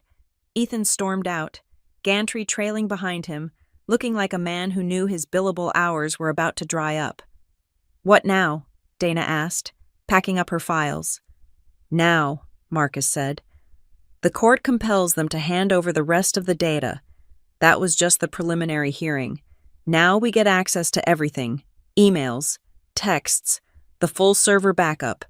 He is going to try to delete it, I said. He knows the admin login is the smoking gun. Let him try, Dana said. The injunction we just filed includes a preservation order. If he deletes a single byte of data from this moment forward, it is spoliation of evidence. It is an automatic guilty verdict in a civil trial and an obstruction of justice charge in a criminal one. I walked to the window and looked out at the street. I saw Ethan getting into his car. He was slamming the steering wheel with his hands. He was panicking. He realized that his story, the sad tale of the failing business and the noble brother, had just been shattered by the unfeeling reality of technical truth. He couldn't charm the audit logs. He couldn't gaslight the IP addresses. But as I watched him drive away, I felt a cold knot in my stomach. Ethan was a cornered animal, and as Dana had warned me, cornered animals don't just run, they bite. He mentioned something, I said to Dana. He said, I made some bad calls on the futures market. He wasn't just stealing to live. He was gambling. Dana stopped packing. She looked at me. If he has gambling debts, she said slowly, then the $300,000 from the loan might just be the tip of the iceberg. And people who owe money to bookies or bad brokers, they get desperate in dangerous ways. We need to secure the physical building, I said. Tonight? I agree, Marcus said. I will call the sheriff to serve the order. But Cammy, be careful. He has nothing left to lose. I nodded. The legal battle was winning. But the war was far from over. I had stripped him of his mask. But I had also stripped him of his exit strategy. Now, I had to see what lay beneath the desperation. I picked up the red folder, the one with the forgery. Let's finish it, I said. The week after the court injunction was granted, the atmosphere at Harbor and Hearth shifted from a funeral wake to something resembling a field hospital. It was chaotic, loud, and urgent, but for the first time in a year, the patient wasn't terminal. I took a leave of absence from Briarstone Meridian. I traded my tailored blazers for comfortable knits and moved my office from the high-rise in the city to the back room that still smelled faintly of my father's pipe tobacco. My first act as the court-appointed temporary operator was to fire Apex Strategic Consulting. My second act was to hire Julian Thorne. Julian was a general manager I had headhunted from a competitor in the city. He was 50 years old, had eyes that missed nothing, and most importantly, he had absolutely no last name that mattered in this town. He wasn't a Green. He wasn't a friend of Ethan's. He was a professional neutral party who reported only to the numbers. I need you to run the floor. Julian. I told him on his first morning. I need to focus on the forensic cleanup. You keep the customers happy, and I will keep the creditors at bay. Understood, Julian said. But first, you need to talk to the staff. They are terrified. Half of them think the sheriff is coming to padlock the doors because of the rumors. I nodded. I called a mandatory all-hands meeting an hour before service started. The kitchen crew and the waitstaff gathered in the dining room. They looked tired. They looked skeptical. I saw Mike, the floor manager who had tipped me off, standing in the back with his arms crossed. I saw the sous chef, Leo, looking at his shoes. These people had been lied to for months. They had been told their jobs were hanging by a thread while my brother bought new cars and his wife renovated her studio. I am going to keep this short, I said, standing by the host station. My name is Camila. I know I have been a ghost for the last 8 years. I know most of you only know me as the sister who left. I am sorry for that. I thought the restaurant was in good hands, and I was wrong. The room was silent. Here is the new reality, I continued. Nobody is losing their job today. Nobody is losing their job next month. The restaurant is not closing. In fact, starting this payroll cycle, we are reinstating the overtime policy that was cut last year. If you work the hours, you get paid for the hours. No more banking time for later. A few heads lifted. However, I said, meeting their eyes, there is going to be a new rule, transparency. You do not work for me, and you do not work for Ethan. You work for Harbor and Hearth. If anyone asks you to cut corners, hide receipts, or falsify a log, even if it is me, you go straight to Julian. We are done with secrets. I didn't get a round of applause. I didn't expect one. Trust is a currency. And right now, the Green family was bankrupt. But as they filed back into the kitchen, I saw Mike nod at me. It was a start. The real vindication, however, came from the numbers. With the consulting fees to Apex eliminated and the cash skimming stopped, the financial picture of the restaurant transformed overnight. It was like watching a garden hose that had been kinked for months suddenly uncoil. The water didn't just trickle, it rushed. By the end of the first week, I sat down with Dana to review the genuine profit and loss statement. Look at this, Dana said, pointing to the bottom line. Gross revenue for the week is $32,000. Food cost is running at 28%. Labor is high because of the overtime, but manageable. Camila, this place is printing money. He was stealing nearly $10,000 a week, I whispered, staring at the surplus. And he was still paying the bills, Dana noted. That is how strong this business is. It was supporting a thriving restaurant and a massive embezzlement scheme simultaneously, and it was still barely breaking even. Now that the leech is gone, you are looking at a 20% net profit margin. That is unheard of in this industry. It should have been a moment of celebration. I should have popped a bottle of champagne. But every dollar of profit felt like an indictment of my brother. He hadn't just stolen money. He had stolen the peace of mind of everyone who worked here. He had looked our mother in the face and told her we were destitute while he was pocketing a fortune. Speaking of Mom, the silence from the house was deafening. Elaine Green had not spoken to me since the ambulance left. She moved through the house like a ghost, making tea, folding laundry, avoiding my eyes. She wasn't rude, that wasn't in her nature, but she was distant to her. I wasn't the savior of the business. I was the prosecutor of her son. One evening, I found her sitting on the back porch, staring at the dark garden. Mom, I said gently, sitting on the swing opposite her. The restaurant had a record week. We are going to be able to pay the mortgage this month without touching the reserves. Mom didn't look at me. She smoothed her skirt. Ethan called today. My stomach tightened. Oh, he sounds terrible. Camila, she said, her voice trembling. He is staying at a motel. He says you locked him out of the accounts. He says he can't even buy groceries. He has money. Mom, I said, trying to keep the edge out of my voice. He took nearly $500,000 over the last year. If he doesn't have it, it is because he spent it or hid it. He is your brother, she snapped, turning to me with sudden ferocity. He made a mistake. He was trying to fix things. Why do you have to be so cruel? Why do you have to drag it through the courts? Can't you just let him pay it back over time? He forged my signature on a $300,000 loan that is due in 2 weeks. I said, If I hadn't stopped him, we would have lost the building, Dad's building. Your father wouldn't have wanted this, Mom cried. He wouldn't have wanted his children destroying each other. He valued family above everything. He valued truth, Mom, I said. He valued honesty. You don't know what he would have wanted, she said bitterly, standing up. You weren't here. She went inside and closed the door. Her words stung more than I wanted to admit. You weren't here. It was the weapon Ethan had given her, and she was using it with devastating precision. I needed to feel close to Dad. I needed to know I wasn't crazy for choosing the hard right over the easy wrong. I drove back to the restaurant.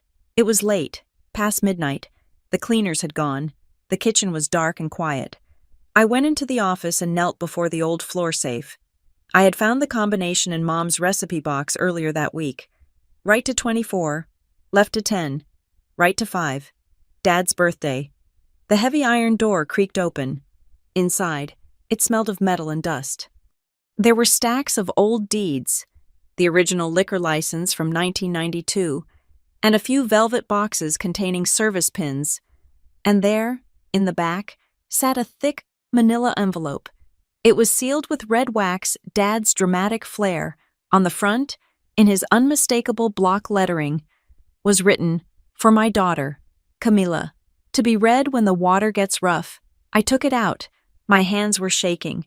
I sat in his leather chair, the leather cracking under my weight, and broke the seal. It wasn't a will. It was a letter, handwritten on the back of old menu drafts. My dearest Millie, if you are reading this, I am gone, and things are likely a mess. I love your brother. You know I do. Ethan has a big heart, but he has always had a hunger in him that I could never quite feed. He looks for shortcuts because he is terrified that he isn't good enough to take the long road. I am writing this because I know you. You are the steady one. You are the one who checks the knots before you climb. I have a feeling that one day, Ethan is going to get himself into trouble that he can't smile his way out of. And you are going to be the one holding the rope. You will feel guilty for holding him accountable. You will feel like you are betraying the family by demanding the truth. Do not feel that way. Fairness is not cutting the pie in half, so everyone gets a piece. Fairness is making sure the baker doesn't burn down the kitchen. Protecting this place isn't about money. It is about protecting the people who walk through those doors looking for a warm meal and an honest hour. If you have to choose between keeping the peace and keeping your integrity, choose the integrity. The peace that comes from a lie isn't peace. Millie, it is just a pause before the war. Trust your gut. It is the only compass you have. Love, Dad. I put the letter down. Tears were streaming down my face, hot and fast. He knew. He had always known. He hadn't just left me a restaurant. He had left me permission. Permission to be the bad guy in the short term, so I could be the protector in the long term. I wiped my eyes and took a deep breath. The guilt that had been weighing on my chest for days began to lift. I wasn't destroying the family. I was fireproofing it. The next morning, I arrived at the restaurant with a new energy. I called Julian into the office. "We are expanding," I said. Julian raised an eyebrow. "We are in the middle of a lawsuit and a fraud investigation, and you want to expand?" "We need to control the narrative," I said. "Ethan is telling people we are closing. We need to show them we are growing. I want to launch a catering division. Hearth at home. We take the chowder, the bisque, the prime rib, and we bring it to weddings and corporate events.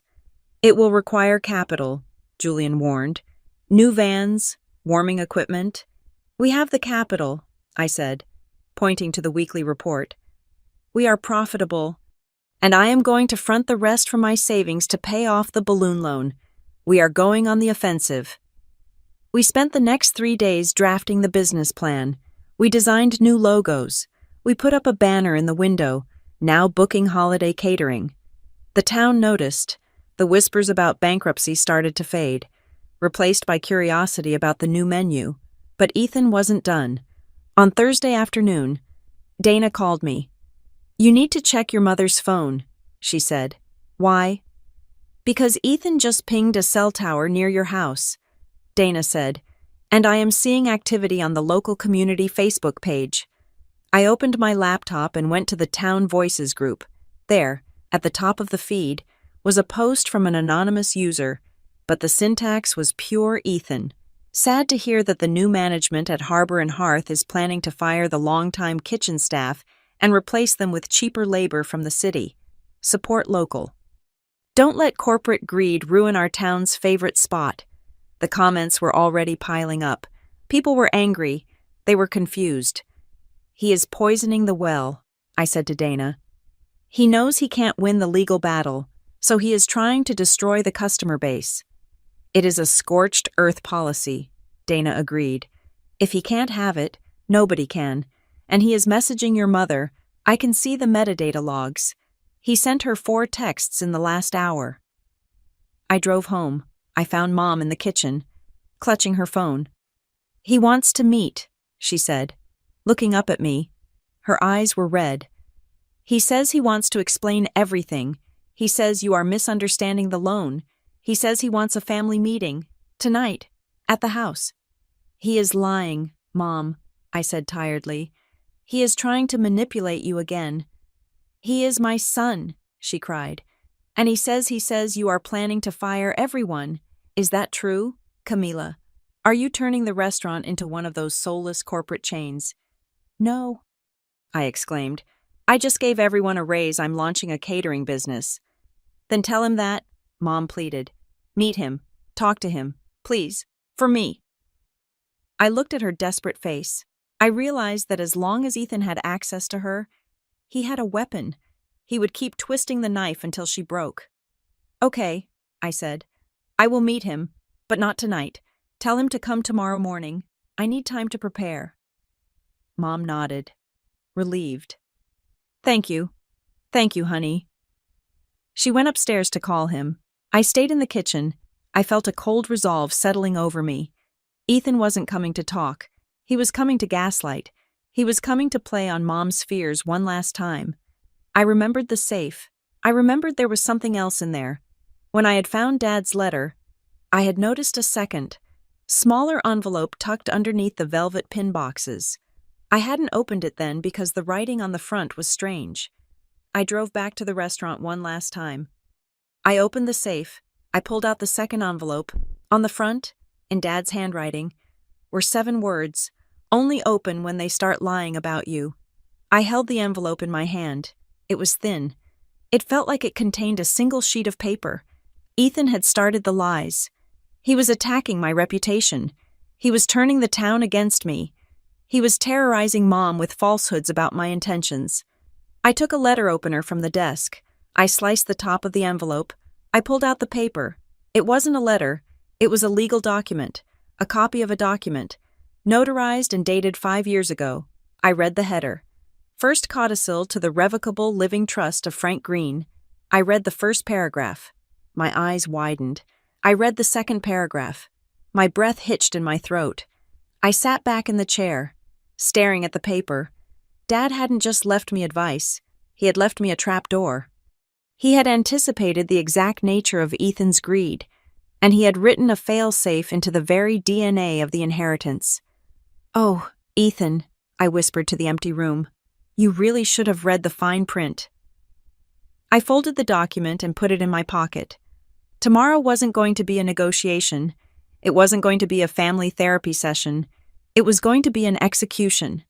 The conference room at Marcus Thorne's law office felt smaller than it had on Monday. The air was heavy, recycled, and thick with the unspoken knowledge that this was the end of the line. Ethan sat across from me, looking less like a defeated man and more like a gambler who thought he had one last ace up his sleeve. He had brought Mom again. She looked exhausted, her eyes red-rimmed, clutching her purse as if it contained the last of her nerves. Beside Ethan sat Samuel Gantry, his lawyer, who was arranging his papers with the slow, deliberate movements of a man charging by the minute. We have reviewed the discovery request, Gantry began, his voice smooth. And while my client admits to some procedural errors regarding the loan, we believe a settlement is in the best interest of all parties. A prolonged trial will only bankrupt the estate and tarnish the family name. Ethan leaned forward. He didn't look at me. He looked at Mom. I am willing to step down as manager, Ethan said, his voice trembling with practiced humility. I will hand over operations to Camilla, but I want to retain my 50% ownership stake, and I want a guarantee that no criminal charges will be filed. I did what I did to save the business. The town knows that. If you prosecute me, Cammy, you are prosecuting the guy who kept the lights on. It was a bold play. He was banking on the rumors he had started the lies about me firing staff and bringing in corporate chains to pressure me into a peaceful resolution. He thought I would be too afraid of public opinion to destroy him completely. Is that the offer? I asked quietly. It is a fair offer, Gantry said. Ethan keeps his equity. You take control. The family stays intact. I looked at Mom. She was watching me, her eyes pleading. Just say yes. Her expression said, just end it. I reached into my bag. I didn't pull out a lawsuit. I didn't pull out a forensic audit. I pulled out the thin, weathered envelope I had taken from the safe the night before. I am afraid that offer is impossible, I said, not because I won't agree to it, but because you do not have the legal standing to make it. Ethan frowned. What are you talking about? I am a beneficiary of the trust. Not anymore, I said. I slid the single sheet of paper across the polished mahogany table. It made a dry, rasping sound. What is this? Gantry asked. Picking it up, he adjusted his glasses. It is a notarized codicil to Dad's living trust, I said. Dated 5 years ago. Dad wrote it shortly after he was diagnosed. He never showed it to us. He left it in the safe with a specific instruction, only open when they start lying about you. I looked at Ethan. You started lying about me on Thursday. Ethan, so I opened it. Gantry read the document. His eyes widened. He stopped midway down the page, his mouth opening slightly. He looked at Ethan, then back at the paper. He slowly placed it back on the table, pushing it away from him as if it were radioactive. What does it say? Ethan demanded, reaching for it. Read paragraph 4. I said. Ethan snatched the paper. He read it. I watched his eyes scan the lines. I saw the moment the words hit him, his face drained of color, turning a sickly, ash gray. His hands began to shake, rattling the paper. This can't be real, he whispered. It is very real, Marcus Thorne said from beside me. I notarized it myself. Frank was very specific about the language. Read it, Ethan, I said. Read it out loud so Mom can hear. Ethan couldn't speak. He just shook his head. I will read it, Dana said, taking the paper from his trembling fingers. Her voice was steady and clear. In the event that any acting trustee or beneficiary is found to have knowingly falsified financial records, misappropriated funds for personal gain, or encumbered the assets of the trust without unanimous consent, said individual shall immediately and irrevocably forfeit their entire beneficial interest in the Harbor and Hearth estate. Dana paused, letting the weight of the legalese settle in the room.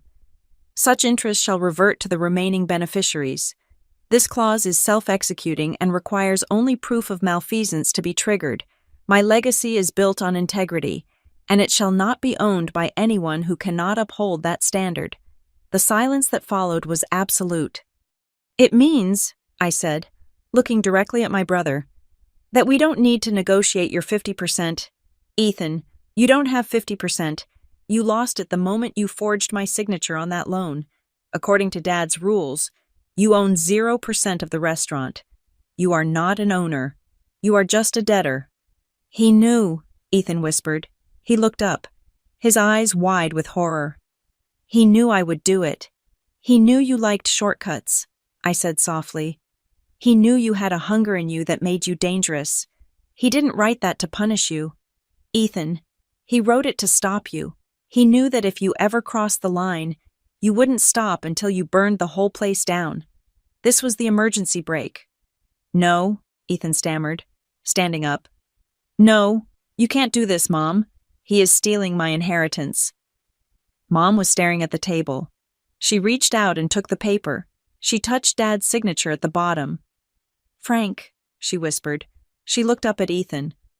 For the first time, The blinders of motherly love seemed to fall away, replaced by the clarity of her husband's judgment. Frank Green was a fair man. If he had written this, he had done it for a reason.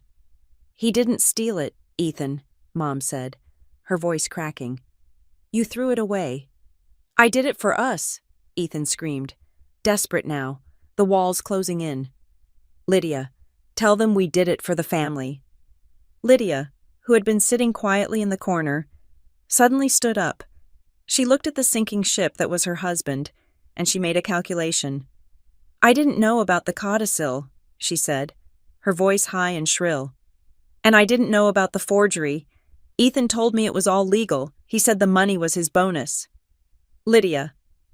Ethan stared at her, betrayed. "And Carter," Lydia continued, backing toward the door. "It was Carter's idea. Carter set up the LLC. He said it was a tax loophole. I just designed the cards. I am a victim here." "Sit down, Mrs. Green," Dana said coldly. "We have the emails between you and Carter Vance discussing the structuring of the payments to avoid IRS flags. You are not a victim. You are a co-conspirator. And as for Mr. Vance," Dana checked her phone. "The district attorney's office picked up Carter Vance at the airport an hour ago. He was trying to board a flight to Cancun. He is currently trading information on your husband in exchange for a plea deal." Ethan slumped back into his chair. He looked at Gantry. "Do something," Ethan pleaded. Gantry closed his briefcase. "Mr. Green, the codicil is ironclad, and with the criminal investigation into Mr. Vance active, my advice to you is no longer about saving your equity. It is about saving your freedom." The fight went out of Ethan. He put his head in his hands and began to sob. It wasn't the dignified weeping of a martyr. It was the ugly, jagged crying of a child who has finally been told no. The agreement we signed an hour later was not a negotiation. It was a surrender. Ethan formally acknowledged the activation of the forfeiture clause. He agreed to a court-ordered repayment plan for the $300,000 loan, which would be garnished from his future wages at whatever job he could find that didn't involve handling money. He was permanently barred from the premises of Harbor and Hearth. In exchange, I agreed not to press for maximum prison time, allowing the district attorney to offer him probation and community service, provided he paid back every cent. It was the mercy Dad would have wanted consequences, but not total destruction. When we left the office, the sun was setting. Mom walked beside me to the car. She looked older, frailer, but also lighter, as if a heavy burden of pretense had been lifted from her shoulders. "He really knew," Mom said softly. "Your father. He knew everything before it happened." "He knew people," I said. "He knew that money changes them. And he knew that sometimes, to save a family, you have to break the illusion of it." "I am sorry, Camilla," she said, stopping on the sidewalk. She took my hand. "I blamed you because it was easier than blaming him. I wanted to believe he was the hero because he was the one who stayed. But staying doesn't matter if you are tearing down the house from the inside." "It is okay, Mom," I said, hugging her. "It is over. We are safe."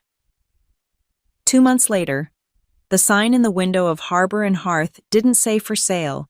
It said grand reopening, celebrating 35 years. The restaurant was packed.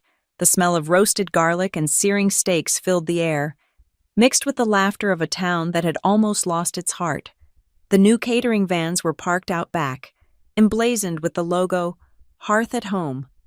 I stood by the bar, watching the service. Julian was at the pass, expediting orders with military precision. The staff moved with a new confidence, knowing that their paychecks were real and their managers were honest. Mom was sitting in the best booth, surrounded by her friends. She was laughing. She looked over at me and raised her glass. I smiled back. I walked over to the small alcove near the entrance where we had set up the memorial. A black and white photo of Frank Green hung on the wall. He was laughing, holding a giant striped bass. Below the photo, inside a small glass case, rested a black fountain pen, the Mont Blanc he had given me. It was the pen I hadn't used to sign the sale. It was the pen I had used to sign the new charter, the one that enshrined transparency and integrity into the bylaws of the company. I touched the glass. "We did it, Dad," I whispered. "We kept the lights on." Ethan was gone. He had moved 3 towns over, working in construction. We didn't talk much. But last week, I received a check in the mail for $200. The memo line just said, "Repayment." It was a start.